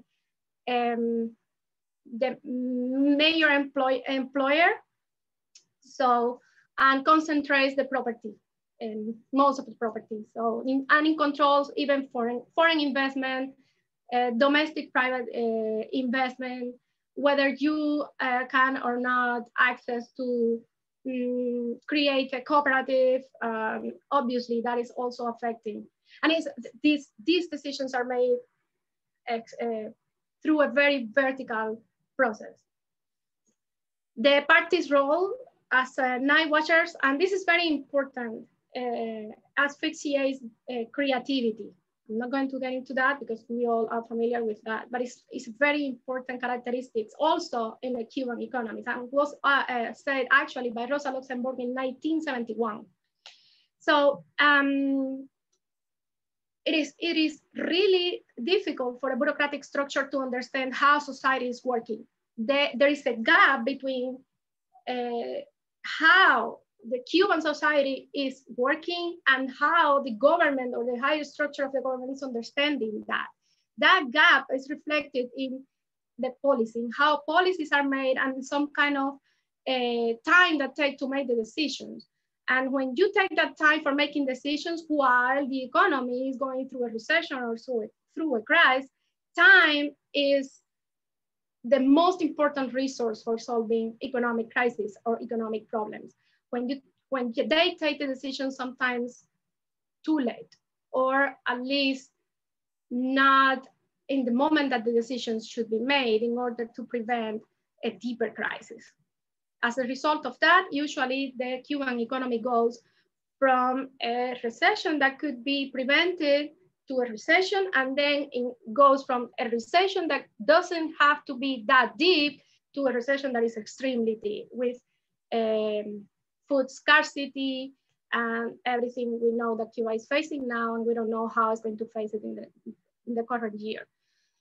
And there is a lot of literature that says that the bureaucracy is the principal reason for the demise of the Soviet socialism. So it could be the case in Cuba also that the bureaucracy and the bureaucratic structure plays a role in the demise of the Cuban socialism. I'm not saying that it's going to happen. I'm just saying that if the Cuban government wants to save the socialism as a project, then they need to pay attention of how the bureaucratic structure is working in the country. So how are we going to, I am defining the domestic blockade as inherent from this bureaucratic structure.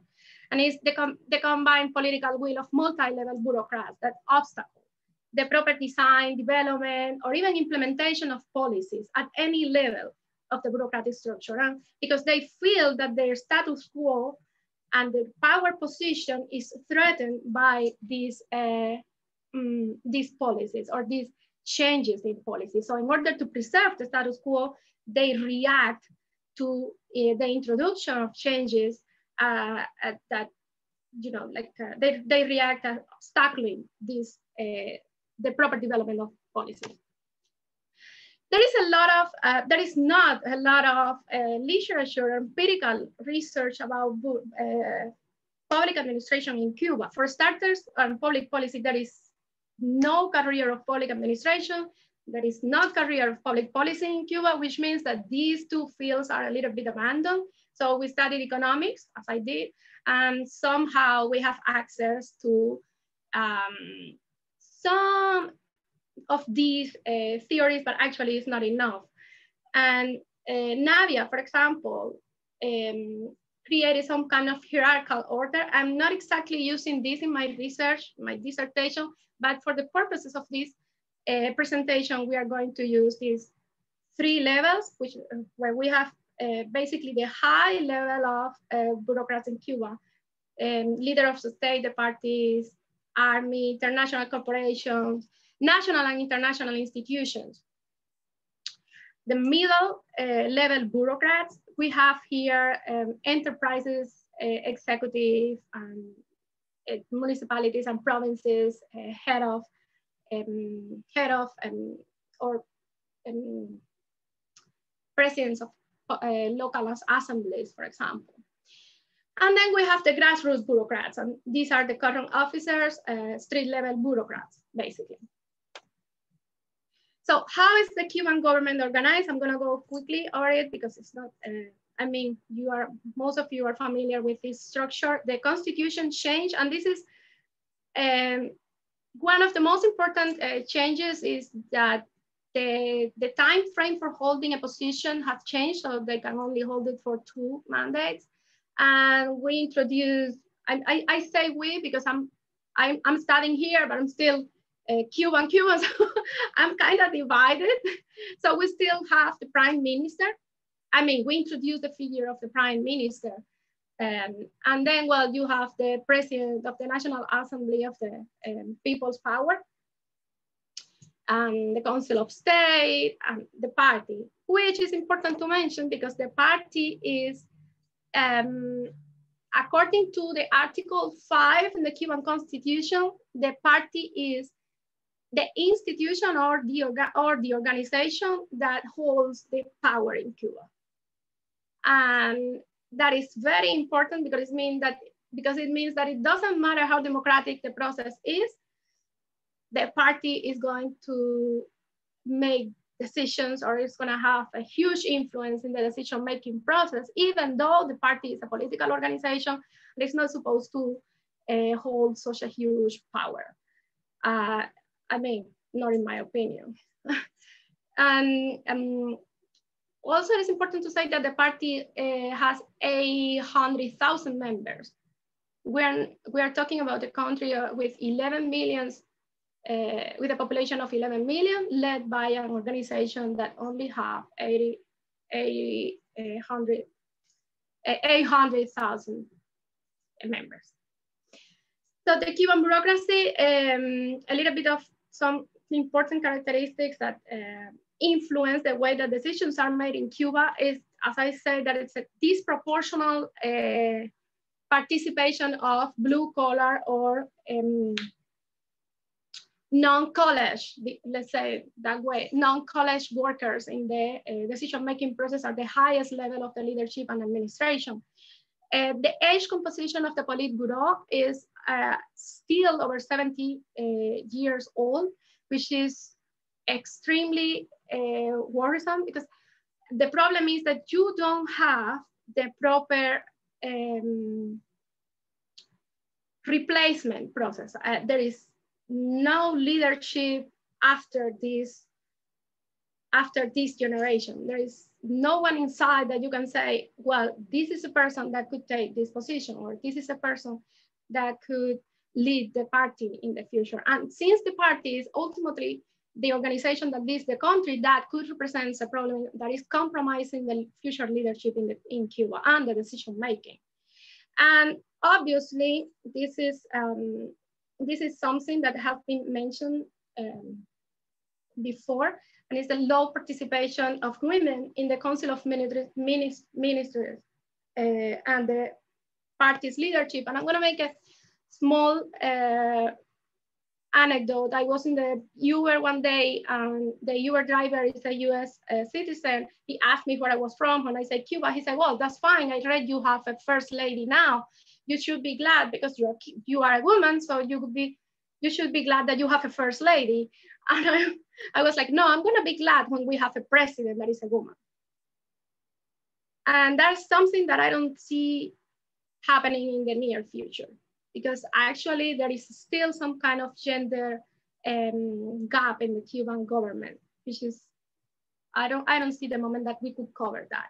I'm gonna use the example of GAESA for showing how this bureaucratic, extremely vertical bureaucratic structure and huge bureaucratic structure is also affecting the corporative and the enterprise administration. This is important because ultimately enterprises, I mean, our economy depends on these enterprises. So we need to understand how these enterprises are working in Cuba, what is the functioning of these enterprises in Cuba in order to see how this is affecting the crisis management and how we face the crisis.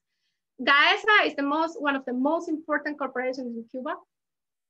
And you can see on the left, you see the Cuban enterprise system. You have la Organización Superior de Dirección Empresarial, and they have a lot of enterprises in every OSDE. And then you have the UEBs, or Unidades Empresariales de Base, they are like the enterprise, basic unit of enterprise. As you can see, that's a vertical design that is a very, and in the case of GAESA, it belongs to the ministry, to the army, MINFAR. GAESA is directly subordinated to the MINFAR, which means that it's a military structure. And we know how military is different from civil life and how decisions are made in the military life, which means that basically most of the Cuban enterprise system works under military culture or organizational culture. It means there is little little to say about decisions, and the process is vertical. Do this, and there is nothing to argue about it. No feedback, it's just a chain of command. So when you have the guy, in the Cuban economy, the guy is part of the army, and you have that they hold most of, or an important proportion of the Cuban economy. I'm very grateful for Havana Consulting Group to put together all this data. It's very hard to find proper data in Cuba or about Cuba. So this is how the division of labor was in CEMEX, which is part of GAESA. CEMEX is the small portion of GAESA. It was absorbed by GAESA in the last decade, in 2008, 2009. And it hasn't changed that much, even though the data is from 2008. This structure hasn't actually evolved that much in those years. I was a consultant in Cuba, so I'm familiar with the organizational culture in Cuban enterprises. And I know that the one of the biggest problems that we have to face when we try to improve these enterprises is the culture, is the bureaucratic mindset that the leaders of these enterprises have.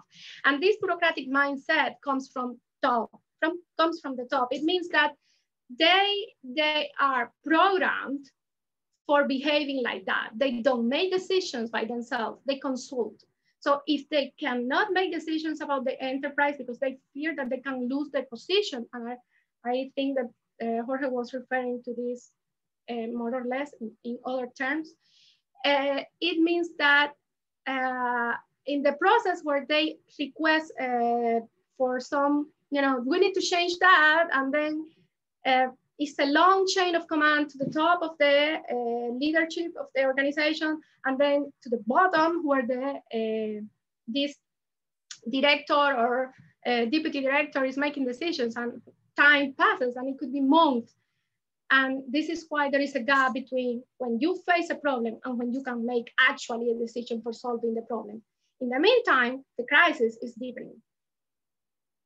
And there is a huge administrative structure. As you can see, in CEMEX, only CEMEX has had in 2008, 2667 units for management and administration activities. You can imagine how complex an organization has to be for having over 2,000 units only for management and administration. And only 1,700 units for production. It means that they have more units of management than units working, actually creating, producing, manufacturing. And that is one of the causes, that is probably one of the causes why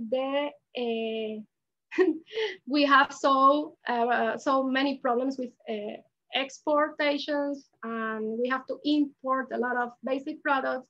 That also affects how we perform in agriculture, obviously, and how we, even though this is not directly linked to agriculture, this is a general culture in Cuban enterprises, whether they belong to the MINFAR or not.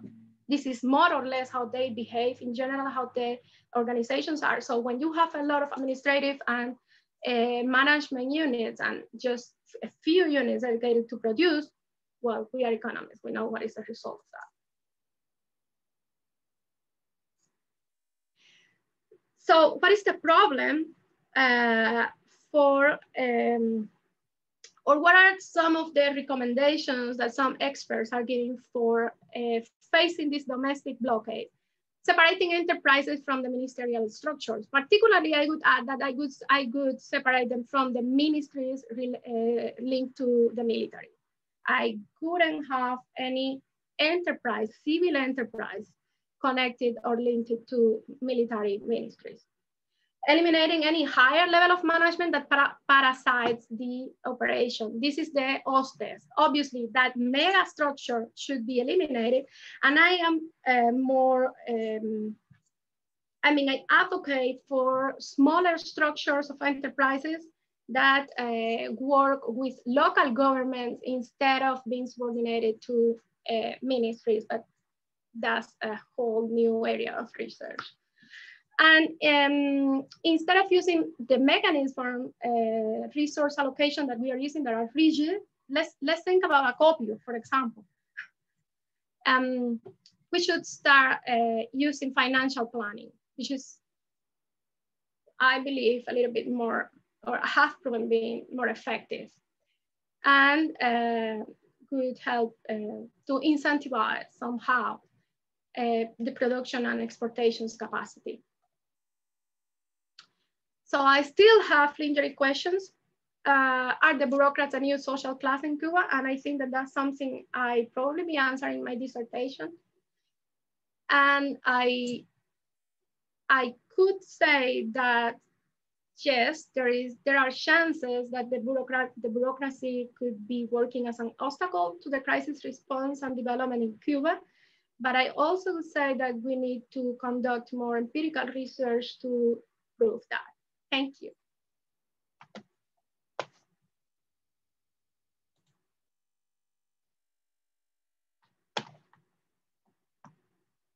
Okay, thank you very much. I'm going to open up the floor to some questions, but I'm going to give myself just a chance to kind of put some graphs together to talk about, just as I'm going to leave myself the chance to be the first person to ask a question. And it's just going to be kind of rhetorical to some degree. I hope you could see this screen here. Several screens. First of all, this is a graph, and what I want to emphasize here, the last two presenters, what we're talking about is institutions. And we're looking at two different ways of society to organize or to have different types of institution. As you can see, this graph here is the real GDP for China, which is the blue line, and Cuba, the red line. As you could see, what the difference is in terms of institution, how quickly by 2008, China's GDP surpassed Cuba's real per capita GDP. Again, because of these differences in institutions. Okay, I mean, a stark graph of this is always looking at North and South Korea, which everyone's familiar with. Again, different institutions. Here, Chile's real GDP per capita, the blue line, and Cuba's.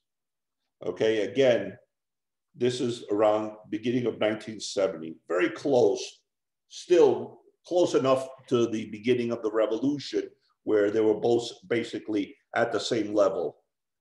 Immediately you could see what the difference is in institutions in creating and improving individuals' wealth.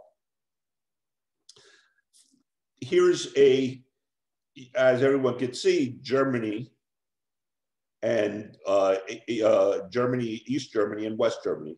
You can see again the differentials, and immediately after the change of institution, the movement towards convergence.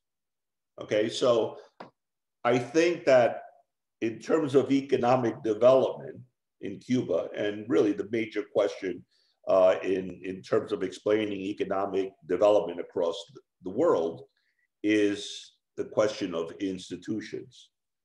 And so the last two presenters, they're really the crux of the matter is how do we implement, how do we explain, how do we endogenize the creation of institutions that increase the wealth of a country versus other institutions which objective is the redistribution of income from one class to another or is meeting other types of objectives. So that's all at this point, I just wanted to bring this up as a, as a point to discuss. All right, so I will open it up. I'll read some of the questions that have been asked. First question from Lorenzo was, is the source of the balance of payments data, particularly the negative other transfers information, does that come from the statistical office of the central bank or the central bank? I guess this is for Ernesto.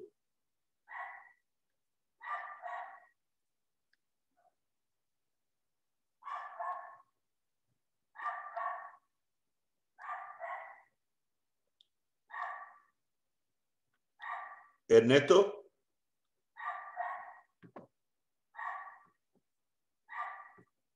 Ernesto? Yeah, you want me to respond now? That question, yeah, please, if you don't mind. Yep. The way I calculate the balance of payments transfers in my version of the balance of payments is as follows. I first take the data provided by ONE on what they call net transfers, net balance of payment, current account transfers. I then subtract from that estimates of remittances from mainly from North American based Cubans, and that is always a positive number. And then I subtract that from the ONE figure for transfers to get this mysterious negative, always negative form of transactions. Again, we don't know what that is. Now,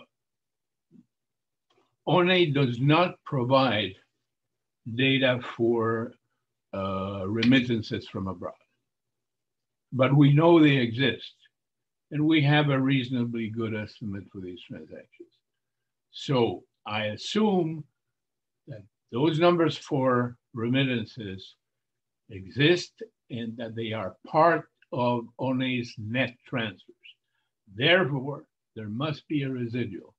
This residual is a large and consistent negative number. And again, it must conceal something. And what is concealed there is a large element of imports by someone from somewhere.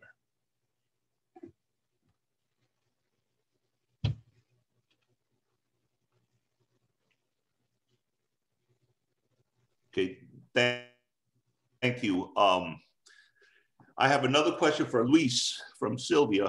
If you were to give advice to the Cuban government, Díaz-Canel, regarding monetary issues, wages, etc., what would you tell them? Well, they are,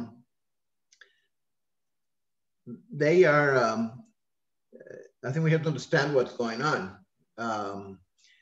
There is a, in terms of the monetary issue, in terms of monetary policy, so there is the first stage, which is taking place now, is simply to provide sufficient liquidity to the system, initial liquidity to keep working at a much higher dollar price. So that's the first stage. Now, the second stage, which is what will be important to see the inflation dynamics. In other words, is inflation going to pick up? And this depends on whether or not they are successful in curtailing subsidies to state enterprises. Now, this is a tough question because in order to curtail subsidies, the state companies must shrink or disappear, the ones that are very inefficient. So they'll have to fire. I mean, the numbers that Tamarys was showing about the CEMEX bureaucracy is essentially common. In other words, a good chunk of the of state employees are essentially unproductive, and they are subsidized. They are maintained there to essentially obscure what would be open unemployment. So. I mean, they must tackle that if they want to tackle inflation dynamics. The way it looks now, it isn't happening. And the numbers show it. In other words, the budget numbers show that these companies will remain employing all these unproductive people, which are, so the second thing is the shock to the banking system and to firms. You know, they are facing a liquidity crunch, and that needs to be essentially remedied. And the way they are doing it is by essentially providing banks, central bank is providing banks with liquidity so that they can then come to the rescue of the firms as well. So it's both the state budget and the central bank. Ultimately, it all goes back to the central bank. So, I mean, these things are very difficult things to do in the short term, but they unfortunately imply that inflation is going to be a big problem. And I mean, the price have to be controlled, and the price indices, when they come out, the last price indices they produced didn't include consumer prices. They include the deflators for the product, for GDP. But essentially, the monetary situation will ultimately stabilize if they take the tough measures needed to reduce subsidies more than they have shown. Now, what this requires, as the other element of it, is that the private sector is enabled to absorb the employment from the state sector. And that isn't happening because the reforms are very, very weak. They are now opening restaurants. Restaurants are going to be privatized, but that's a very small part of the economy. The foreign investment measures are also not going to attract much foreign investment. So essentially, there has to be far more opening to the private sector. And I mean, there economists in Cuba have provided many recommendations that are quite sensible and quite well designed as to how to stimulate small and medium-sized enterprises, how to make state companies more competitive and so forth.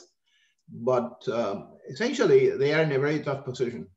And unfortunately, the medicine is going to have to be difficult, and they do not have much external help in doing this, both financially and in terms of advice. As Jorge Sanguinetty was mentioning, that they need more advice in terms of policy design. So in any case, I don't have any magic answers. The answers are very tough. Okay, all right, thank you. I'm going to tie to this, and Neto, I'm going to ask you the question. Somebody asked, how would the devaluation been implemented had Cuba belonged to the IMF? I think not very different, except the IMF would have insisted, I believe, at least the IMF that I know, would have insisted on the rapid and complete elimination of state subsidies. The notable thing in this discussion is that it assumes that the Soviet Union does not exist or did not exist, and that what happened to communist countries at the end of the last century did not happen. But it did happen. All these countries have to devalue. All these countries, with the possible exception of Turkmenistan, had to eliminate their subsidies. And I assure you, because I was there, that nobody died, okay? So what we have now in Cuba from a lot of spectators is a fear of change that, of course, is shared by the government. But again, these things happen in Eastern Europe, they happen in the former Soviet Union, and nobody died.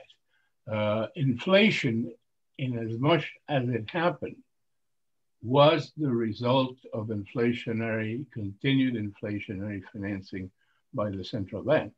In countries where that did not occur, because the central bank did not want to fuel inflation, there was a once and for all increase in prices, and that was it. And then you had price stability.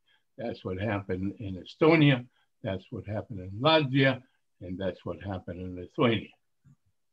So I think the fears of all this are exaggerated. The elimination of subsidies is going to be hard. It's going to be very hard, but it will be temporary. And it's hard because that's the price you have to pay for decades of communism. Thank you. Okay, thank you. Jose Gabilondo has a question for Tamarys. When Cuban officials discuss the state, sometimes they distinguish between el sector presupuestado and el sector empresarial. How do you draw the line between these two sectors? Well, I'm not sure I exactly understand what is the meaning of drawing the line. So I'm gonna ask him to, if when I answer what I understood, if he has any more questions, he can let me know if I answer it or not, what he was actually asking. Well, actually, what we know as a sector presupuestado in Cuba would be known in part of what we know in Cuba as sector presupuestado would be known in other countries like the United States as non-for-profit. Some of them are actually non-for-profit organizations. Let's talk about schools, universities, hospitals. Some of them are mostly presupuestados, which means that el sector presupuestado is fed by el sector empresarial. In that sense, what you produce in el sector empresarial is supposed to be sufficient for the self-reproduction of this sector, the empresarial, and also it should be sufficient for feeding el sector presupuestado and the public expenses of the government. I don't know if that's exactly what he's asking, so. Okay, it's all right. Caroline McCullough also has a question for you. So she mentions, and her question is, let me get to it. I have it. I have the question here. I can read it if. You have it? Okay. Would you please address it? Yeah, sure. Should I read it or it's fine if I just jump to the answer? Let me tell them everyone what it is, right? Just in case. Okay. Yeah, she wants to know how the different bureaucratic models between the US and Cuba affect each government's ability to understand and communicate with each other. Well, this is, because her question has two parts. For the first part, I think that when we want to understand the government's ability for understanding each other, and we're talking about Cuba, United States, it goes beyond the bureaucratic structure and bureaucratic institutions, obviously. This is a long history of somehow complex relationships between the two countries. But obviously, the way that the United States understands the organizational culture, democracy, participation is in a different way that how Cuba sees participation, democracy, and organizational culture. And obviously, in that sense, the two governments are speaking different languages. I'm not talking about English or Spanish. They are talking about, I'm talking about different languages in policy and public administration sense. The way the Cuban government understands how decisions are made has nothing to do with the way that the United States understands how decisions are made. For starters, the United States have a very decentralized government where states hold a lot of power and discretional power for making decisions by their own, and Cuba does not have that. And while the United States somehow advocates for the pluralism and participation and combines multiple stakeholders in the decision-making, the Cuban experience is more centralized, vertical, and not multiple stakeholders participate in the decision-making. And I'm gonna make a parenthesis here. When, in that sense, the Cuban case is providing me a unique case for understanding how governments make decisions, without intervention, external intervention. By external intervention, I mean other stakeholders. Since the Cuban government makes decisions at the highest level of the bureaucratic structure, basically by themselves, without multiple institutions, organizations, and enterprises participating in that decision-making process, is a pure government response to crisis, which is very interesting for my research purposes, but obviously is somehow affecting not only how they manage the crisis, but also how they manage their international relations, particularly with the United States, because the culture, the organizational culture in Cuba is affecting how they see the relations with the United States by the history of antagonism of the countries, logically. And this is filtering in society.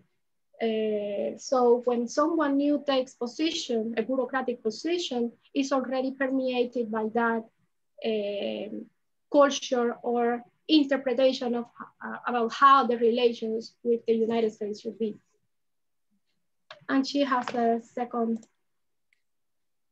She's also asking me the lack of, she said also you mentioned the lack of women in leadership, building on that. How do you think the underrepresentation of Afro-Cubans in higher leadership affects the decision-making? That's a very interesting question because we have a problem with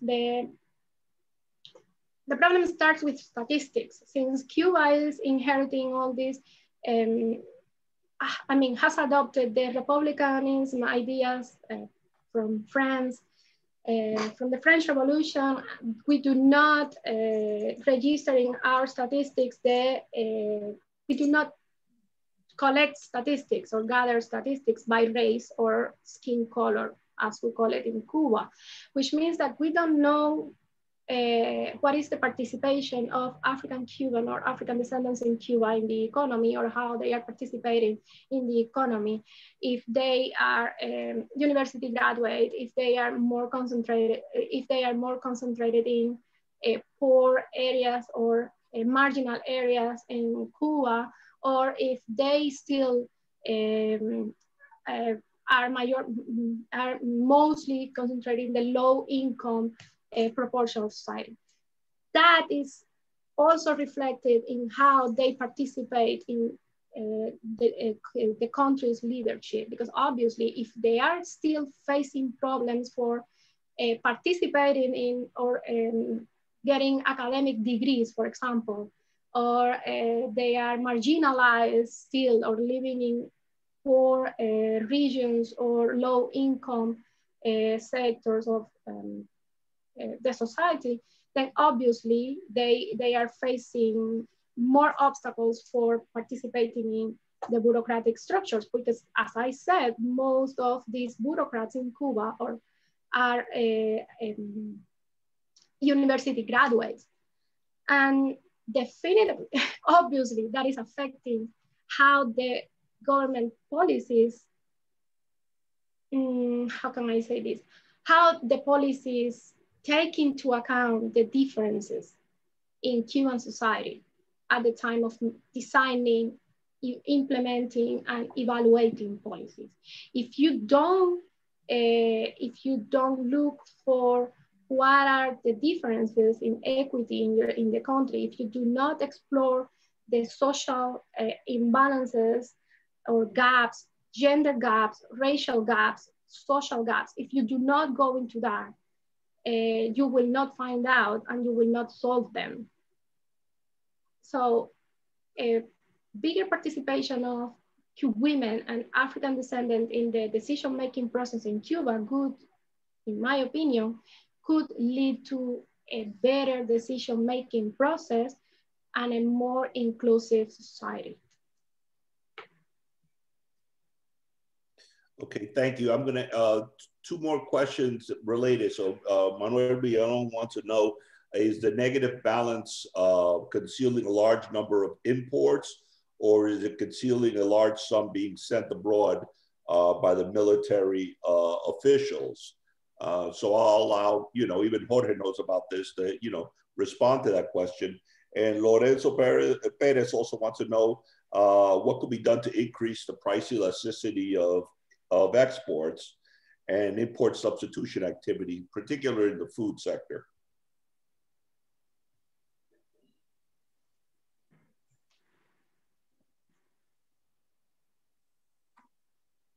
So who wants to address the first one regarding Neto, the negative, the large number of imports?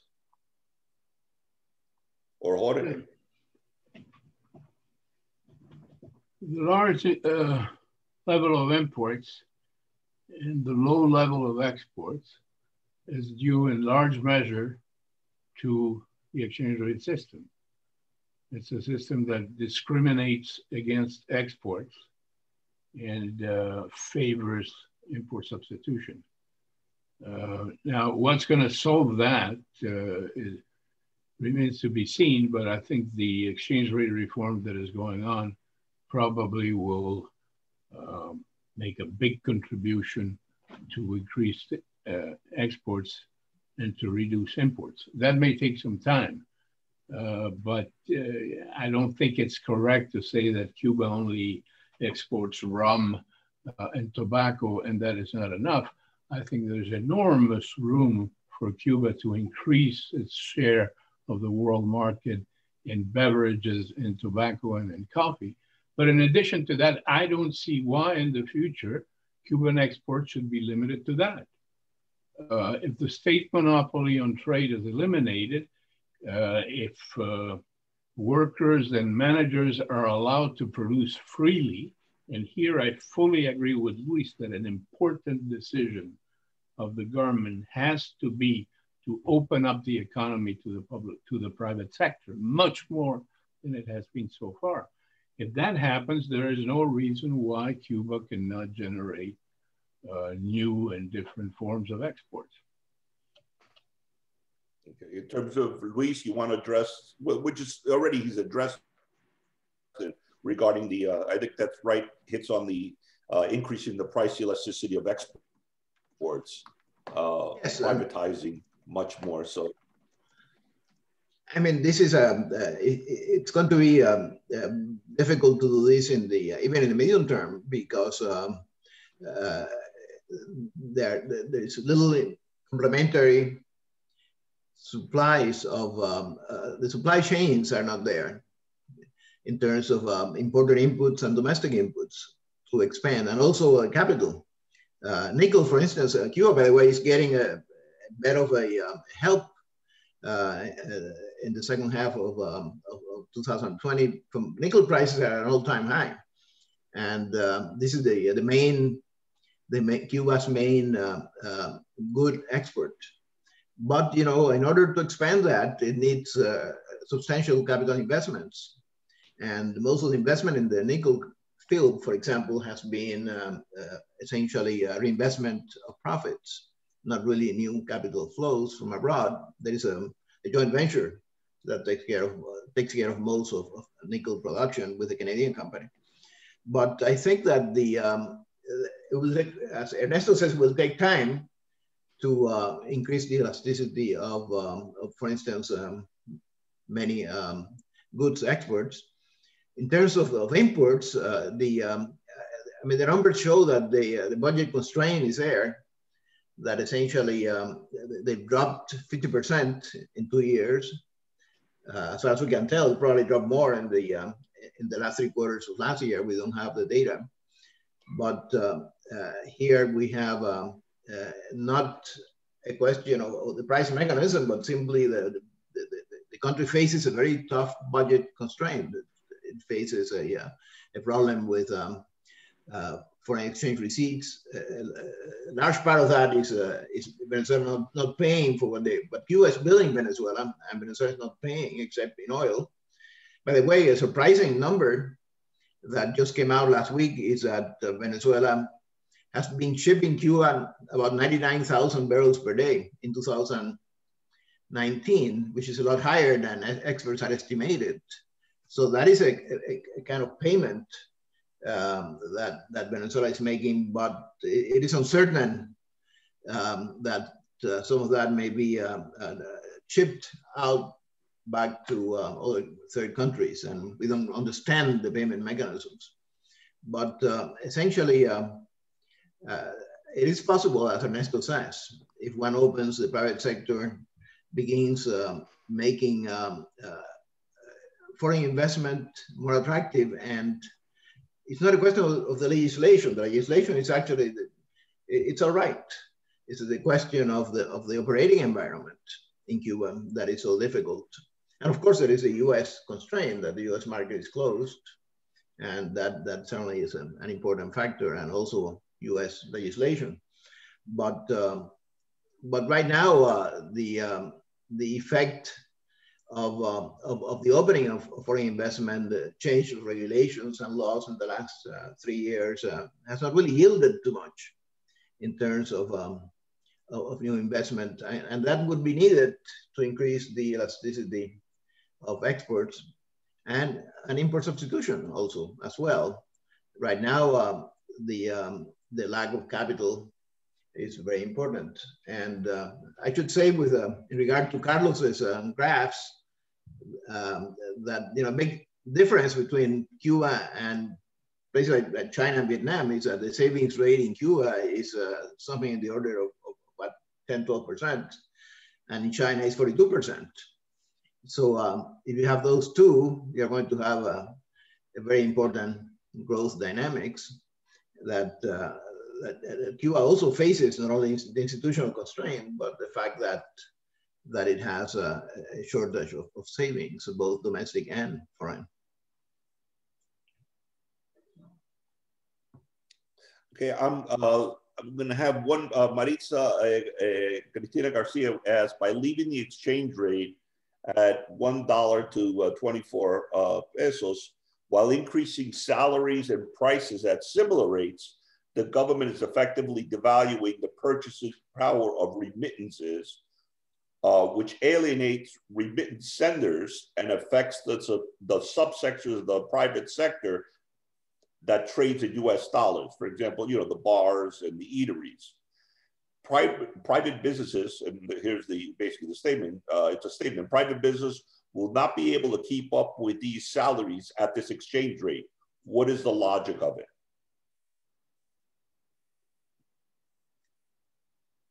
Well, I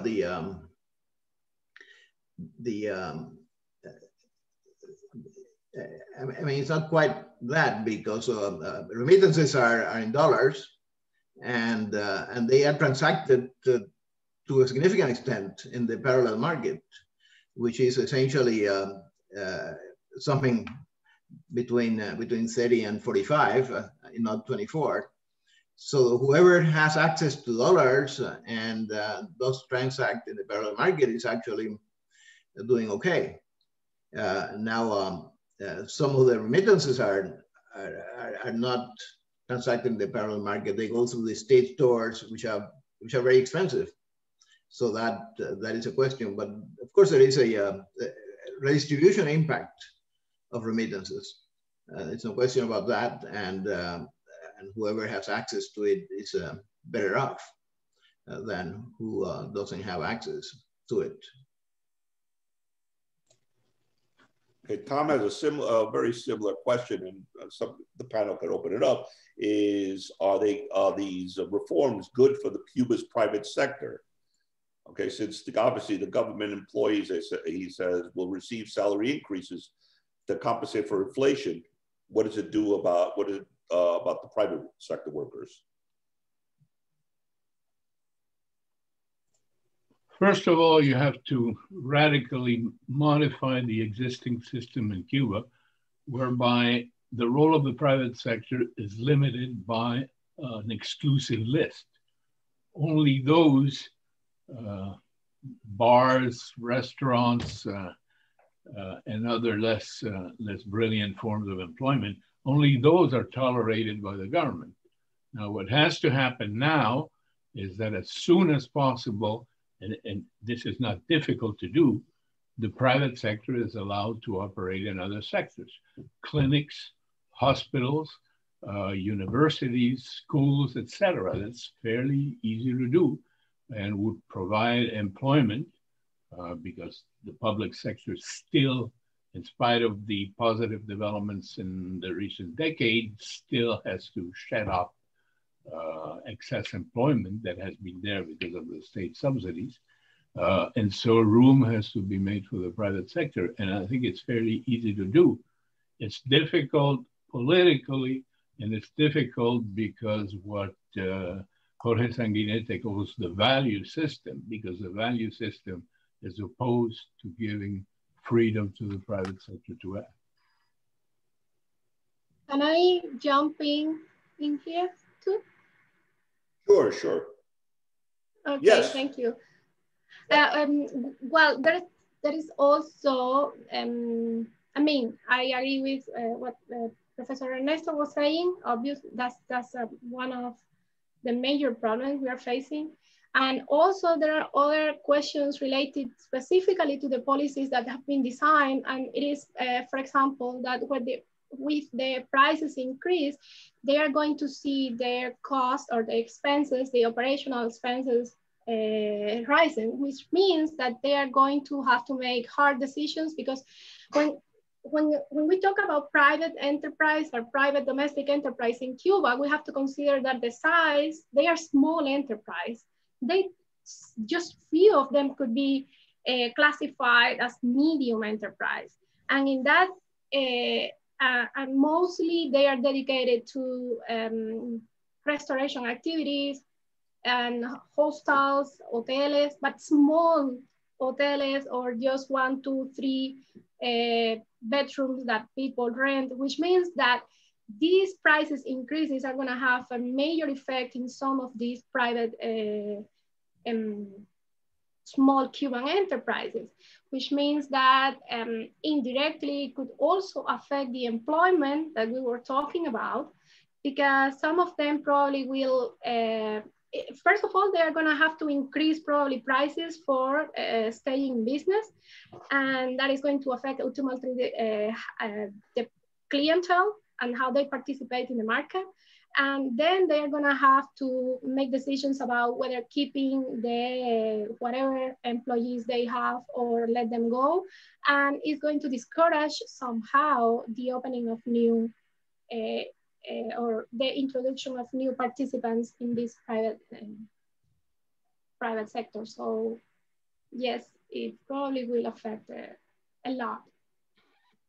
That's a good reason to have a decent unemployment compensation system in Cuba.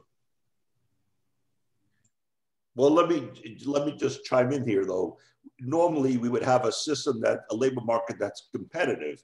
And if the private sector can't match the state sector's salaries, we would have a flow from the private sector to the public sector. Unfortunately, in the case of Cuba, I don't think anyone's going to be flowing from the private sector to the public sector as a result of the increases in wages. So it's not clear cut. The private sector, the public sector could probably shrink also, because with the devaluation, the monetary devaluation, those enterprises that the panelists were talking about that were working with 1.1 exchange rate and now are going to be working with 1.24, some of them are going to run out of business. They're going to be inefficient now, and they either will close or they're going to be, fusion with other enterprises, and as a result of that, some people are going to lose their jobs too in the public sector. So here, Carlos, we are facing a very uncertain future scenario, unfortunately. Okay, well, if any other comments from the presenters, I have addressed at least all the questions that have been sent to me. Otherwise, we will end this session and look forward to the next sessions to come. Right. Well, thank you very much. Right. Well, thank you so much for agreeing. All right, thank you very much. It was a great session, and I look forward to our upcoming sessions later this afternoon, tomorrow, and the next day. Again, thank you for just an extraordinary set of presentations. and an even more extraordinary conversation afterwards. Yeah, if I could just say something, I talked at the beginning in my introduction that this conference was to really talk about, hopefully, suggestions for the Cuban government of how to move forward.